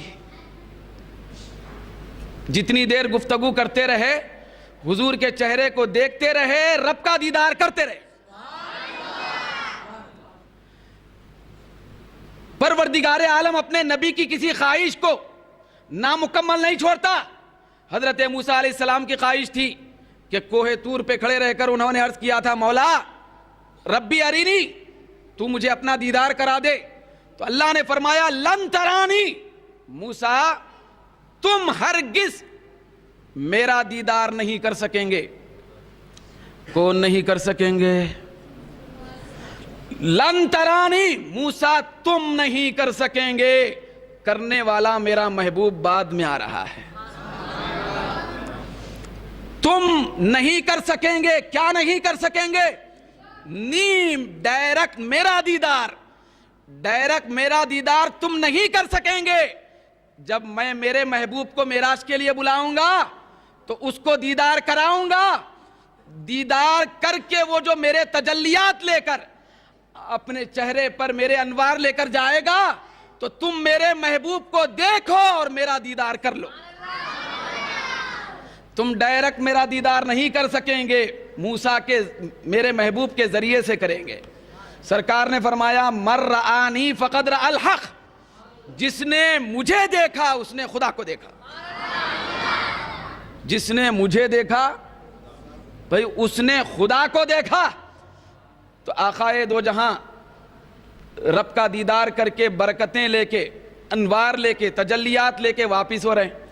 تو حضرت موسیٰ علیہ السلام کی وہ جو خواہش تھی نا دیدار کی، وہ اس وقت جوان ہو گئی تھی. کیا ہو گئی تھی؟ وہ اپنے شباب پہ تھی کہ دیدار ہو جائے کسی بہانے. تو حضرت موسیٰ علیہ السلام عرض کرنے لگے سرکار کیا ہوا، کیا کیا بات ہوئی؟ تو اللہ کے حبیب نے فرمایا میری امت کے لیے اللہ نے تحفہ دیا ہے، وہ لے کے جا رہا ہوں. کیا تحفہ ہے؟ 50 نمازوں کا تحفہ ہے. اچھا، حضرت موسیٰ علیہ السلام اب وہ دیدار میں مست ہیں، تو خواہش کب مٹتی؟ وہ رب کے دیدار کی بات ہے. تو آپ نے عرض کیا سرکار بنی اسرائیل کو آزما لیا میں، میری قوم کو، کہ یہ لوگ 50 نمازیں کب پڑھیں گے، تو آپ جائیں کچھ تخفیف کر کے کمی کر کے آئے. سرکار دو جہاں حضرت موسیٰ کو دیدار کرانے کے لیے سرکار واپس تشریف لے گئے. وہاں سے پوری روایتوں میں ہے، یہ حدیثوں کی کتابوں میں بھی ہے، تفسیروں کی کتابوں میں بھی ہے، کوئی انکار کی گنجائش ہی نہیں ہے. سرکار واپس گئے، پھر اللہ کی بارگاہ میں پہنچے. تو ایک بات بتائیے، یہاں سے جب واپس گئے خواب میں گئے، پورا سفر جاگتے میں ہوا، اتنا خواب میں ہوا، پھر تو ایسا تو نہیں ہو سکتا. تو بیداری کی حالت میں جسم کے ساتھ پھر گئے، پھر جا کے کمی کا سوال کیے، تو سرکار کو پھر دیدار ہوا. کیا ہوا؟ تو اب نمازیں کتنی کتنی کم ہوئی؟ 5 کم ہوئے، تو بچے 5 45 کم ہوئے. تو آقا کا جانا آنا کتنی مرتبہ ہوا؟ بولیے حساب کر کے. 9 مرتبہ. پہلی مرتبہ تو گئے ہی تھے، نماز کم کرانے کے لیے 9 مرتبہ گئے. تو 9 مرتبہ بھی سر کی آنکھوں سے جسم کو معراج ہوئی. آج کی رات 1 مرتبہ نہیں 10 مرتبہ معراج ہوئی.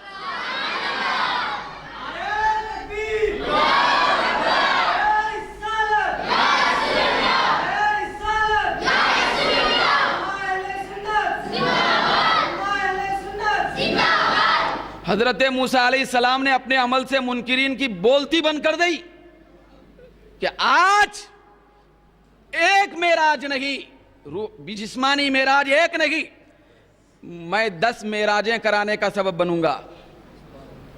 کہ آج میں 10 معراجیں سرکار کو کرائی جائیں گی، تو حضور کو دیکھتا جاؤں گا، اپنی پیاس بجھاتا جاؤں گا.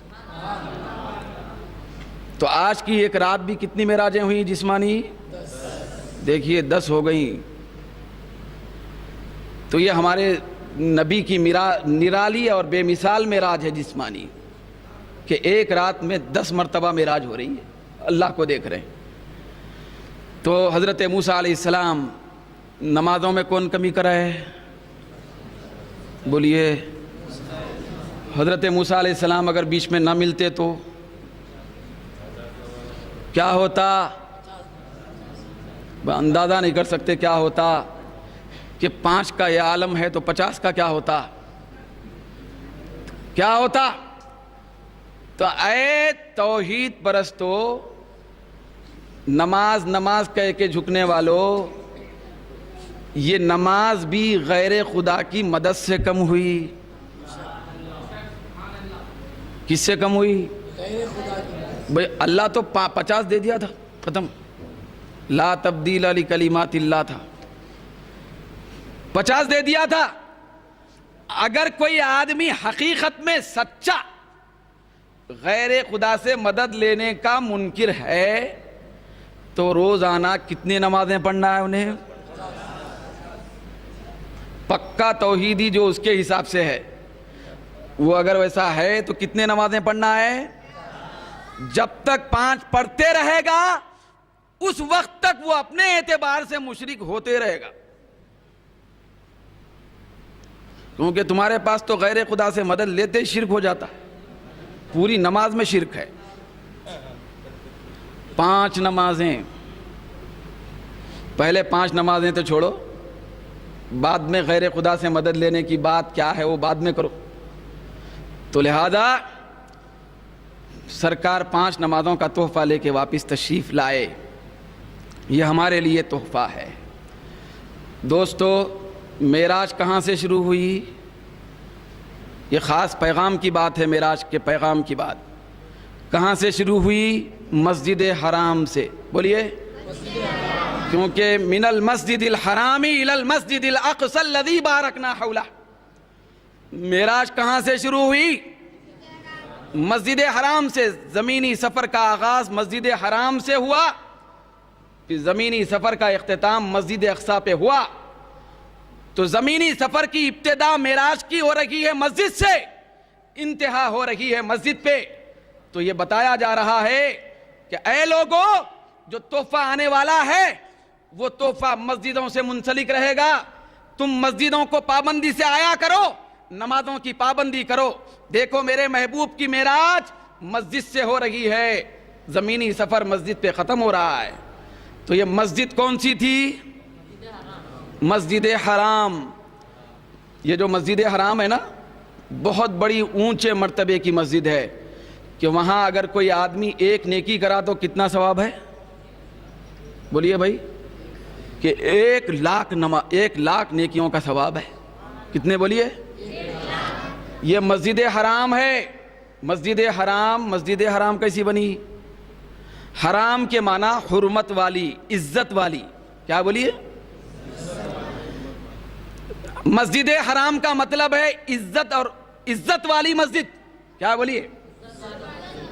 میں ایک نقطہ بیان کرنے والا ہوں آگے، آپ اچھے طریقے سے بولیے کہ مسجد حرام کا مطلب بھائی عزت والی مسجد. آپ کسی سے بھی پوچھئے، حرام کا معنی حرمت، حرمت کے معنی کیا ہے؟ عزت. تو عزت والی مسجد کیا ہے؟ عزت والی. یہ عزت والی مسجد کیسے بنی؟ یہ مسجد حرام کیسے بنی؟ اتنی بڑی مقدس مسجد. تو روایت میں آیا تفسیر روح البیان کے اندر کہ اللہ تبارک و تعالیٰ جب آدم علیہ السلام کو دے کر حجر اسود بھیجا. حجر اسود ہے نا، چومتے. حجر اسود لگا ہوا ہے، چومتے اس کو. کعبے کی دیوار میں لگا ہوا ہے. تو حجر اسود جب بھیجا گیا تو حضرت آدم علیہ السلام حجر اسود لے کر وہاں پہنچے جہاں اب کعبہ ہے. تو حجر اسود کالا نہیں تھا اس وقت جب جنت سے آیا تھا. یہ آدم علیہ السلام لے کے آئے تھے. یہ حجر اسود بعد میں کالا ہو گیا. کالا کیوں ہوا؟ کیونکہ اس کے اندر یہ کیفیت ہے کہ لوگوں کے گناہوں کو کھینچ لیتا ہے. تو لوگوں کے گناہوں کو کھینچتے کھینچتے کالا ہو گیا، مگر وہ نورانی چمکدار تھا. جب جنت سے لایا گیا تھا، جب وہاں لایا گیا حجر اسود، تو اس چمکدار پتھر کی روشنی جتنی دور پڑی وہ سارا علاقہ مسجد حرام بن گیا. یہ تفسیر روح البیان کے اندر ہے. یہ میں اپنی بات بھی نہیں کر رہا ہوں. جہاں تک روشنی پڑی وہ پورا مسجد حرام ہوتے جائیں گا ابھی، وہ پورا علاقہ. تو مسجد حرام عزت والی مسجد کیسے بنی؟ بابا نور سے بنی. کس سے بنی؟ جس کو نور سے چڑ ہے وہ مسجد حرام جا ہی نہیں سکتا.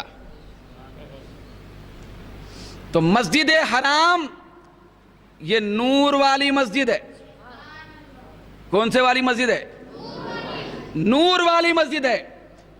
ذرا ادھر مسجد اقصی کا بھی جائزہ لیں جہاں پہ زمینی سفر ختم ہوا. الی المسجد الاقصی الذی بارکنا حولہ. یہ اللہ فرماتا ہے کہ مسجد اقصی وہ ہے جس کے اطراف ہم نے برکتیں رکھی ہیں. کیا رکھی ہیں؟ برکتیں رکھی ہیں. تو مسجد حرام نور والی مسجد، مسجد اقصی برکتوں والی مسجد. ہم بڑے خوش قسمت ہیں کہ نور کو بھی مانتے ہیں، برکت کو بھی مانتے ہیں. نور کو بھی مانتے ہیں، برکت کو بھی. لوگ ایسے ہیں، نہیں بھائی ہم قائل نہیں ہیں برکت ورکت کے. بولنے والے ہیں ایسے. تبرک کا مطلب برکت ہے، برکت والی چیز. تبرک کو نہیں مانتا. تبرک کو نہیں مانتا تو مسجد اقصی جانا نہیں بھائی. مسجد اقصی کو کیوں مانتا ہے؟ تو برکتوں والی مسجد مفسرین بیان کرتے ہیں کہ وہ مسجد اقصی برکتوں والی مسجد کیوں ہے؟ تو تفسیروں میں آیا وہ اس لیے ہے کہ وہاں پر نبیوں کے مزارات، وہاں پر کیا ہے؟ نبیوں کے مزارات ہیں، اس لیے وہ برکتوں والی مسجد ہے۔ تو دوستو یہ برکت والی مسجد مسجد اقصی، وہ عزت اور نور والی مسجد مسجد حرام، سفر معراج وہاں سے شروع ہوا زمینی، یہاں زمینی سفر کا یہاں اختتام ہوا، پھر اس کے بعد آسمانی سفر شروع ہوا۔ تو دوستو مسجد حرمت والی ہے، حرمت اور عزت والا مقام ہے، نور چمکا تو مسجد حرام کا کے حدود بن گئے۔ تو اسی لیے مسجد کے اوپر ہم لائٹنگ ڈالتے ہیں، کیونکہ مسجد نور سے بنی ہے۔ مسجد کس سے بنی ہے؟ نور سے بنی ہے، تو اس لیے مسجدوں کو سجایا جاتا ہے، مقدس راتوں میں اس میں آراستہ کیا جاتا ہے، نورانی کیا جاتا ہے۔ نورانی ہم اس لیے کرتے ہیں کیونکہ پوری مسجد حرام کی پوری جڑ بنیاد نور پہ قائم ہے۔ بھئی آج بولتا صحابہ سرکار نبی صلی اللہ علیہ وسلم 23 سالہ زندگی میں کبھی لیٹنگ ڈالے تھے میاں مسجد کو؟ میں بولا بابا نہ رہے بانسری نہ بجے بانسری، ایسا کام کر تو، یہ آدھی بات مت بول۔ تجھ سے میرا یہ سوال ہے، لائٹنگ دیکھ کے پیٹ میں درد پیدا کرنے والے مسجد پہ لائٹ ڈالے تو تیرے کو تکلیف کیوں ہو رہی؟ تیرے گھر پہ تو چڑھ کے نہیں ڈالے۔ اللہ کے گھر پہ مسجد پہ لائٹنگ ڈالے۔ میں آگے عرض کروں گا آپ کو کہ مسجد پہ لائٹ ڈالنا کیا ہے۔ تو تیرے کو درد کیوں ہو رہا؟ چڑ ہو رہی۔ مسجد پہ لائٹنگ ڈالے تو چڑ ہو رہی، مسجد پہ لائٹیں ڈالے تو چڑ ہو رہی۔ لوگ آج مسجدوں پہ کیمرے لگا رہے۔ اللہ کے نبی صلی اللہ علیہ وسلم 23 سالہ نہیں 63 سالہ زندگی میں کبھی کیمرے لگائے بابا؟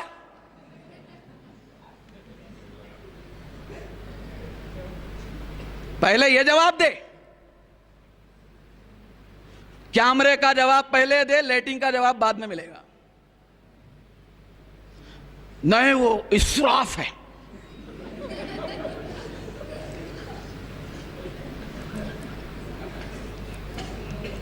ولیمہ میں گھر میں ڈالے تو اسراف نہیں ہے،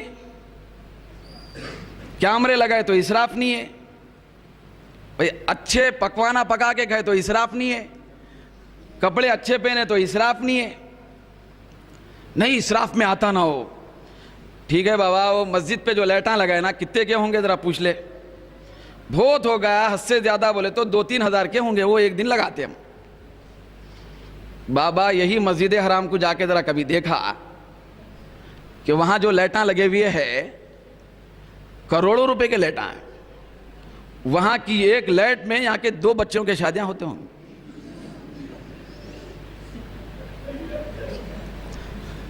وہاں پہ تو تم لوگ کر کے بیٹھے ہوئے اسراف۔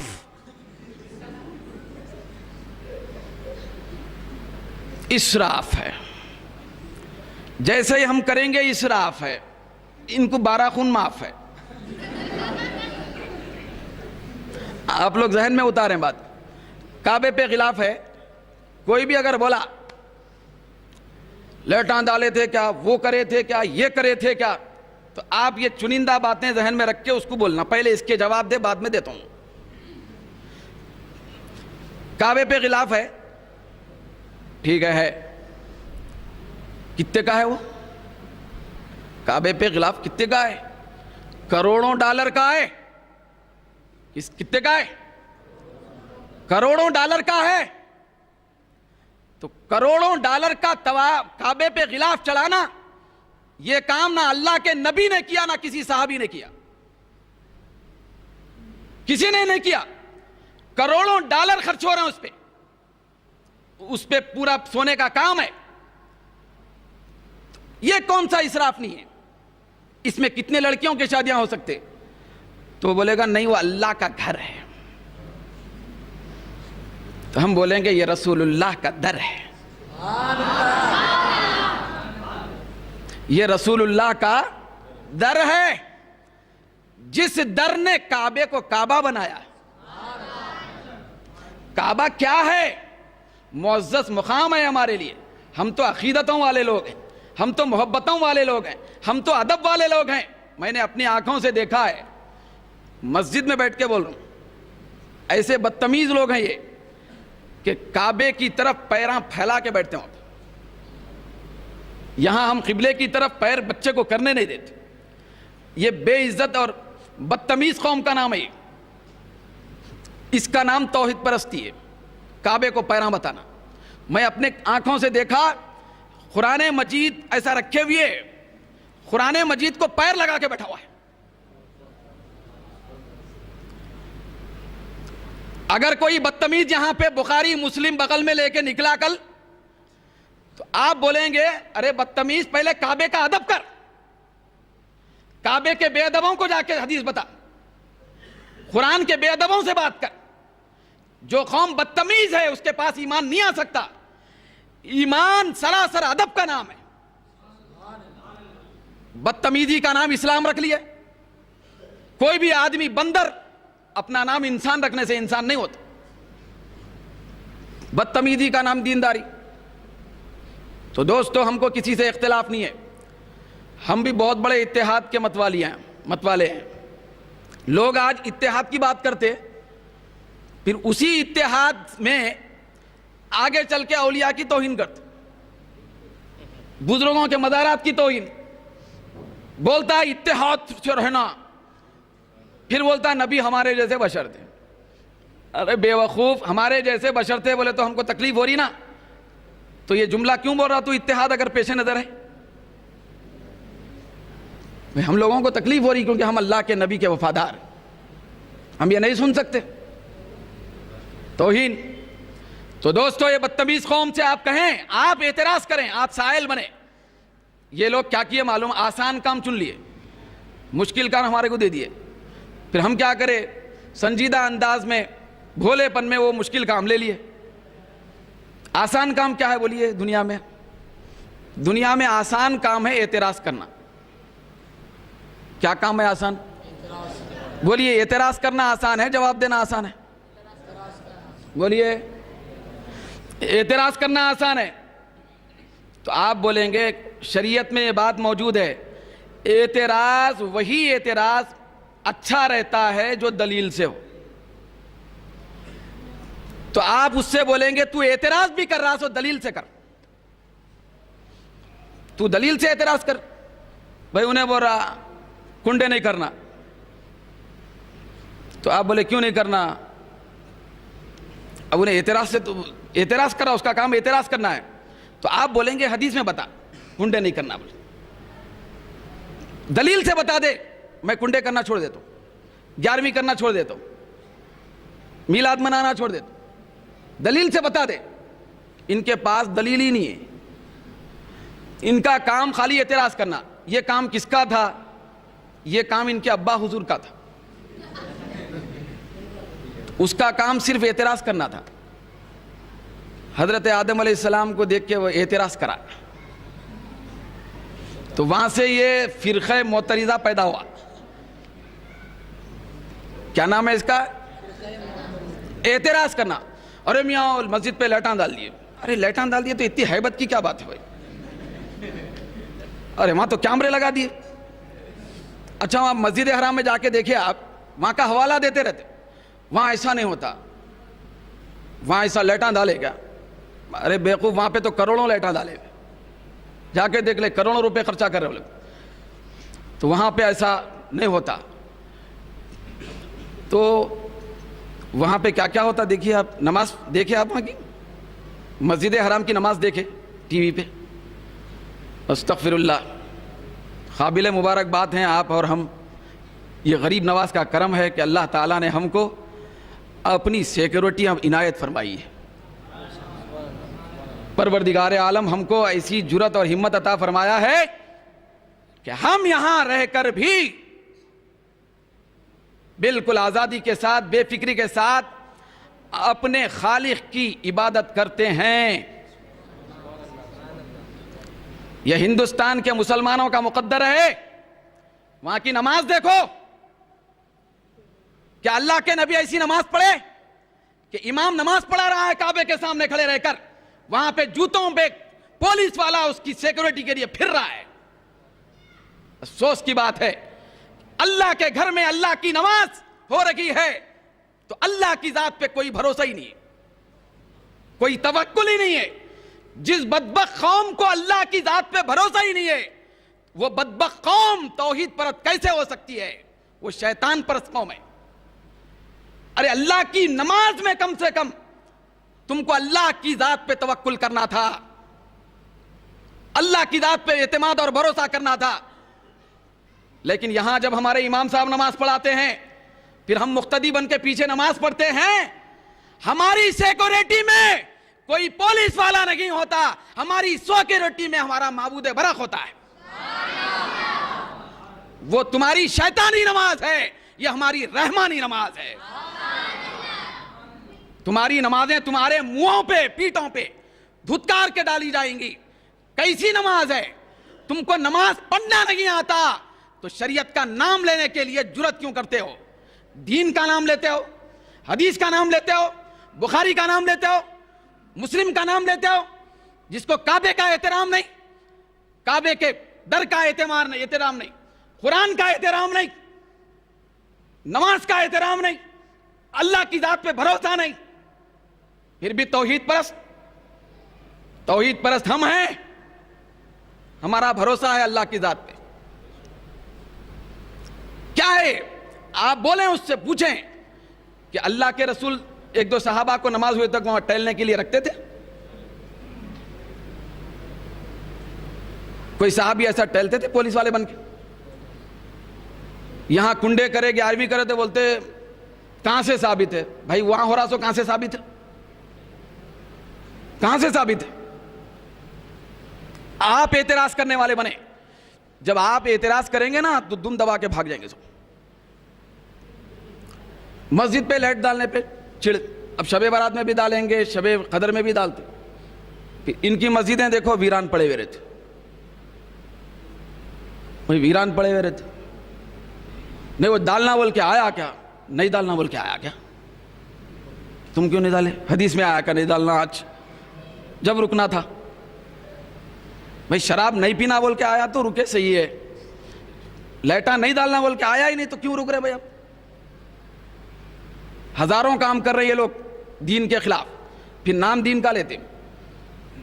یہاں پہ اگر ہم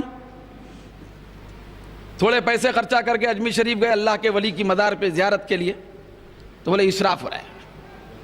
وہاں کعبے میں سونے کا دروازہ لگایا گیا. سونے کا دروازہ اللہ کے نبی اور خلفائے راشدین صحابہ میں سے کوئی نہیں لگائے, کوئی نہیں لگائے سونے کا دروازہ. کیوں لگایا گیا؟ پہلے دروازہ اکھاڑو بعد میں اعتراض کرو. پہلے وہاں کے پورے اعتراضات پورے کرو بھائی. یہاں پہ کیوں آ رہے ہیں مسجدوں میں؟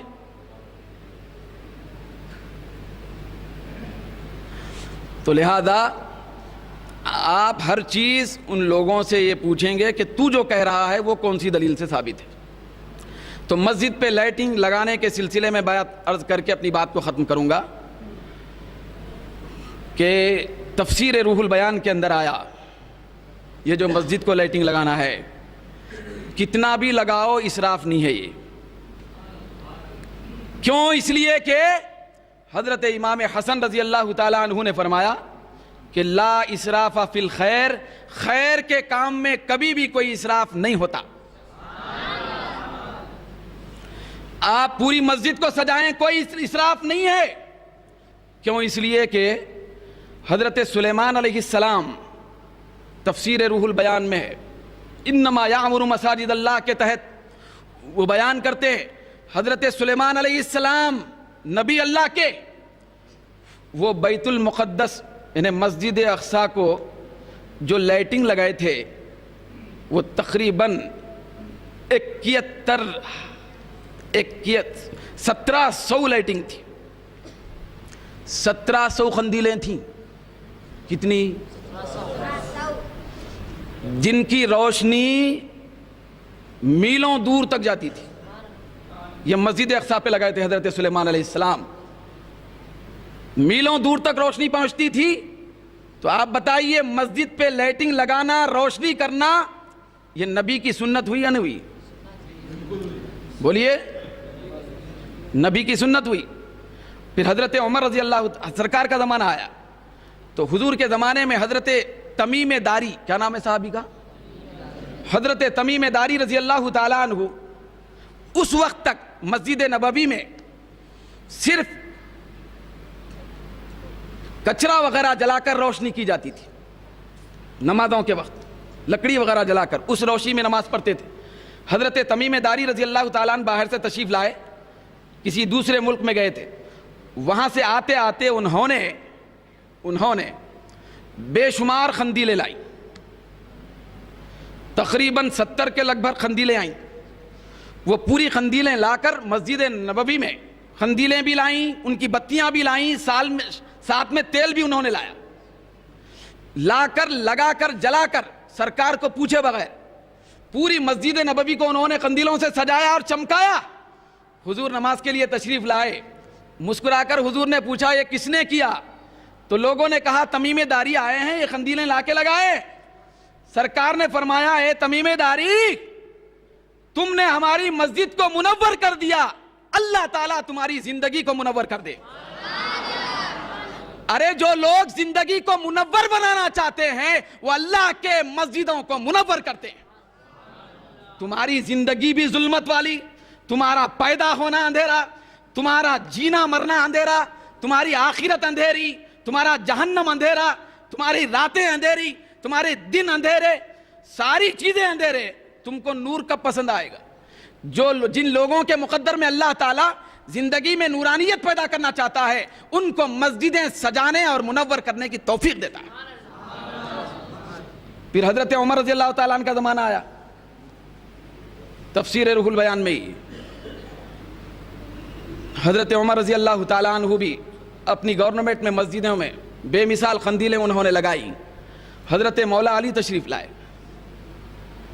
تشریف لا کر آپ نے فرمایا امیر المؤمنین, اللہ تبارک و آپ نے ہماری مسجد کو منور کیا, اللہ تعالیٰ آپ کی قبر کو منور فرمائے.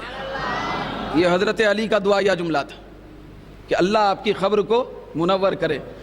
جو لوگ اپنی قبروں کو اندھیرا رکھنا چاہتے ہیں وہ مسجدوں کو کیوں نورانی کریں گے؟ لازمی بات ہے.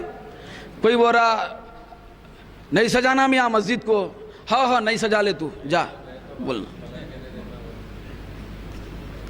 تو نہیں سجانا میاں, بات ہے صحیح بات بول رہا تو, کیونکہ وہ جو خبر ہے نا تو اس کو منور کرنے والا نہیں ہے تو مسجد کیوں سجائیں گا؟ تو مسجد کو سجانا یہ باعث ثواب, باعث خیر و برکت, باعث خیر و برکت. پورے مسجد حرام مسجد نبوی میں دیکھو آپ, لاکھوں کروڑوں روپے کے روشنیاں ہیں, لائٹنگ لگائے ہوئے, لائٹاں لگائے ہوئے, سال کے 12 مہینے رہتے ہو. یہاں ایک دن اگر ایک رات سجائے تو پیٹ میں مروڑ پیدا ہو جاتا. یہ عجیب بات ہے بھائی, اللہ کے گھر کو سجانے پہ اعتراض, پیٹ میں درد. یہ عجیب فلسفہ ہے, عجیب مسلمان ہے, نام نہاد مسلمان. تو لہذا ایسے لوگوں سے چوکنا رہیے. باتیں جتنی ہوئیں ان کو یاد رکھیے. یہ بھی یاد رکھیے کہ حدیث سننا الگ ہے اور سمجھنا, وہ منہ کالا کرنے کی مثال دینا اس کو. تو حدیث سن رہا سمجھ رہا نہیں بولنا اس کو. حدیث سننے والا ہے, سمجھنے والا نہیں ہے.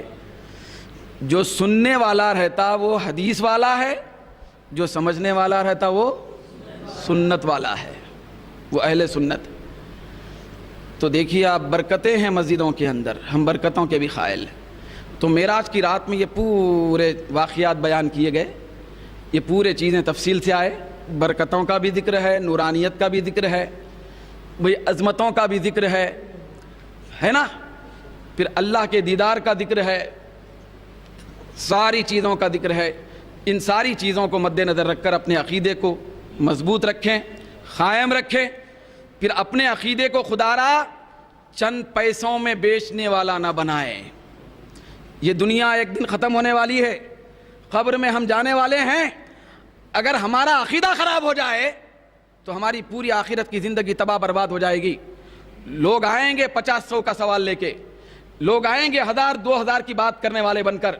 آج یہودیت اپنے غلے کھول چکی ہے، پھر اپنی پوری الماریوں کی تجوریاں یہودیوں نے کھول دیا ہے کہ مسلمانوں کے عقیدوں کو اور ان کے ایمان کو تباہ تاراش کرو۔ پیسے کی بنیاد پر، پیسے کی بنیاد پر لوگوں کو بھٹکایا جا رہا ہے، پیسے اور دولت کی بنیاد پر لوگوں کے عقیدوں کو چھینا جا رہا ہے۔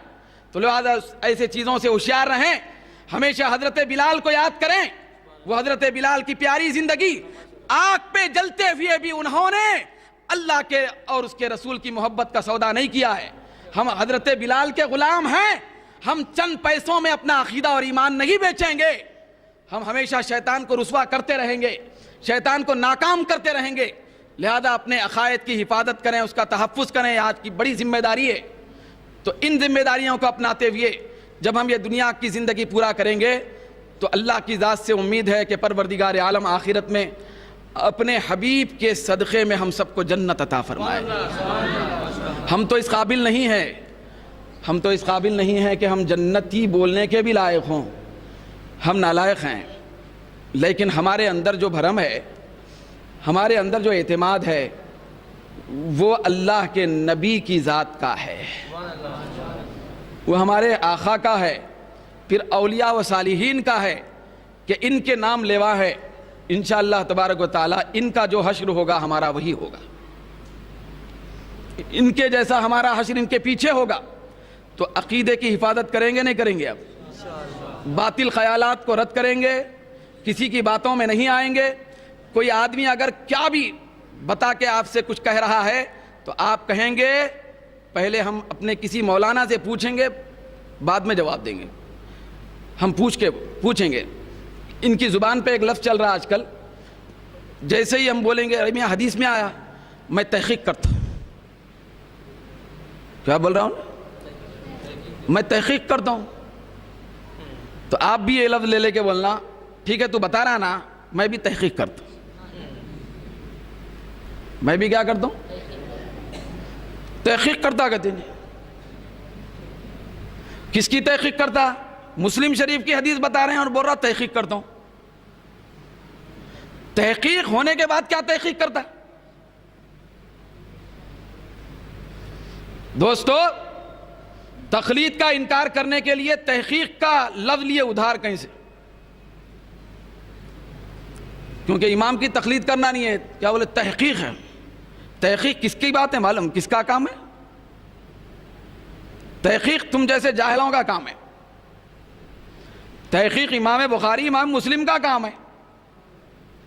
تو امام مسلم، امام ترمذی، امام مسلم، امام ابو حنیفہ، امام شافعی، امام مالک، امام احمد بن حنبل، یہ لوگ تحقیق کر لیے، کر کے کتابوں میں درج کر دیے حدیث۔ پھر اس پہ تو کیا تحقیق کرنے والا ہے؟ کیا 1200 سال پہلے جا کے راوی کو خبر سے اٹھا کے تو سچا ہے جھوٹا ہے پوچھتا؟ کیا تحقیق کرتا ہے؟ تحقیق تو تیرا میرا کام ہی نہیں ہے۔ ارے نادان، اس زمانے میں صرف تقلید ہے۔ کیا ہے؟ تحقیق کے بعد صرف تقلید ہوتی ہے۔ تحقیق کے بعد تحقیق کرنے وہی نکلتا ہے جو پاگل ہوتا ہے۔ موٹی مثال کے بعد، موٹی مثال دے رہا ہوں بلا تشبیہ و تمثیل، کوئی مثال نہیں ہے وہ۔ بھئی ایک جگہ ایک واقعہ پیش آیا، پولیس آئی، وکیل آئے، پولیس آ کے پوری چھان بین کری، کرنے کے بعد پورا لکھ دی کہ یہ جو ایسا ایسا ہوا۔ وہ ہونے کے بعد اب وہ کیس کا فیصلہ آ گیا، پورا نچوڑ ہو گیا، پوری تحقیق ہو گئی۔ ہونے کے بعد پولیس نے کہا کہ انہیں مجرم ہے، انہیں معصوم ہے، یہ ایسا واقعہ ہے۔ تو اتنے میں ایک آدمی سر کھجا لیتے آیا، آ کے انہیں بول رہا پولیس کے پاس سے پیپر لے کے تحقیق کے پورے، ٹھیک ہے اس پہ میں بھی تحقیق کرتا ہوں۔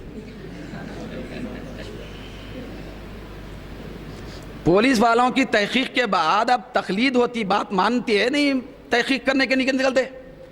جب تحقیق کے نکلیں گے، تحقیق کے لیے پیچھے سے بجا کے پوری تحقیق ہوتی ان کی۔ تحقیق کے بعد پھر تحقیق کرتا ہے۔ ہمارے اوپر الزام لگاتا ہے. تو دنیا کے پولیس والوں کے اوپر نہیں بول سکتا تو تحقیق کرتا ہوں بول کے, تو بولتا امام اعظم کی تحقیق کرتا ہوں, میں امام بخاری پہ تحقیق کرتا ہوں, امام مسلم پہ تحقیق کرتا ہوں. تحقیق کا لفظ بولنے سے پہلے تحقیق کے لفظ کے اصلی معنی جاننا. لیکن کیا کریں گے, ان کی بدتمیزی اور بدنصیبی ہے کہ علم کی بوباسی نہیں ہے ان کے پاس.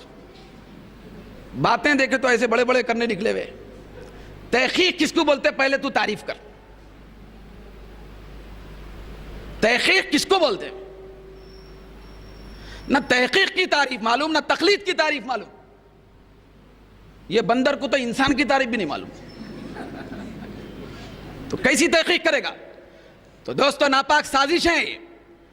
ائمہ کرام محدثین کرام کے خلاف میں تحقیق کرتا ہے.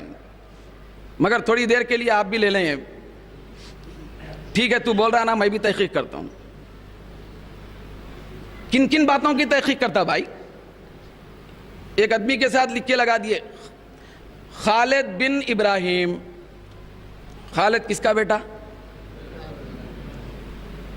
یہ کتنا غلط لفظ ہے وہ بتا رہا ہوں میں. تحقیق کرتا ہوں بولنا اماموں کے خلاف میں جا کے, محدثین اور فقہاء کے خلاف میں تحقیق کرتا ہوں بولنا کتنا بڑا جرم ہے وہ بتا رہا ہوں میں مثال سے. یہ معمولی بات نہیں ہے کہ خالد کے والد ہیں ابراہیم. اس کو خالد کو ایک آدمی پکڑ کے پوچھ رہا تمہارے والد کون ہے؟ تو میرے والد وہ ابراہیم صاحب ہے. اچھا ٹھیک ہے میں تحقیق کرتا ہوں. جرم ہوتا, غصے میں آتا آدمی, ناقابل معافی جرم ہے,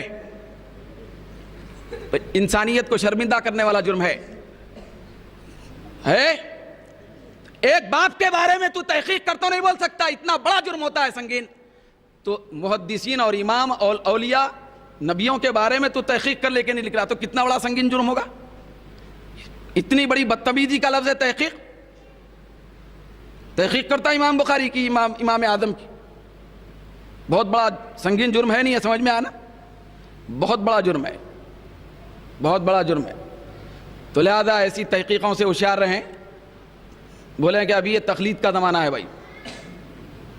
تحقیق کس کو بولتے ہیں معلوم ہے؟ تحقیق جب بولے گا تو امام بخاری شریف لکھ کے 1200 سال ہوا, تو وہ ہر محدث اور راوی کو چیک کر کر کے لکھے, ان کا تقویٰ پرہیزگاری سب دیکھ کے ان سے حدیث لے کے لکھے. تو انہیں تحقیق کرتا ہوں بولنے کا مطلب 1200 سال پہلے جانا ہے, جا کے وہ راویوں کو اٹھانا ہے, پھر اٹھا کے ان کی تقویٰ پرہیزگاری دیکھنا ہے, دیکھنے کے بعد ان کے علم کو پرکھنا ہے, پرکھنے کے بعد ان کے ساتھ زندگی گزارنا ہے, پھر ان کے ساتھ بیٹھنا ہے, بات چیت کرنا ہے, شب و روز کے معاملات دیکھنا ہے, پھر اس کے بعد ٹک مار کے بولنا ہے ہاں صحیح ہے. یہ سب ممکن ہے؟ نہیں ہے. تحقیق بول کر کتنی بڑی ذمہ داری لے رہا ہے اپنے اوپر. اس کی جہالت کا عالم دیکھو, کتنی بڑی ذمہ داری لے رہا ہے. تو دوستو آج کون سا دور ہے؟ تقلید کا ہے, تحقیق کا ہے؟ تقلید کا دور ہے. تحقیق کہنا اس معاملے میں, محدثین اور فقہاء کے علم کے معاملے میں تحقیق کہنا یہ سراسر جہالت, بیوقوفی اور پاگل پن ہے, ہر دھرمی ہے, ضد ہے. تو اللہ تعالیٰ ایسے لوگوں سے ہم سب کو بچائے رکھے اور ہمارے ایمان کو بچائے رکھے, ہماری مسجدوں کی حفاظت فرمائے, پھر ایسے بد عقیدہ لوگوں سے ہمارے عقیدوں کا تحفظ فرمائے. وآخر دعوانا الحمدللہ رب العالمین.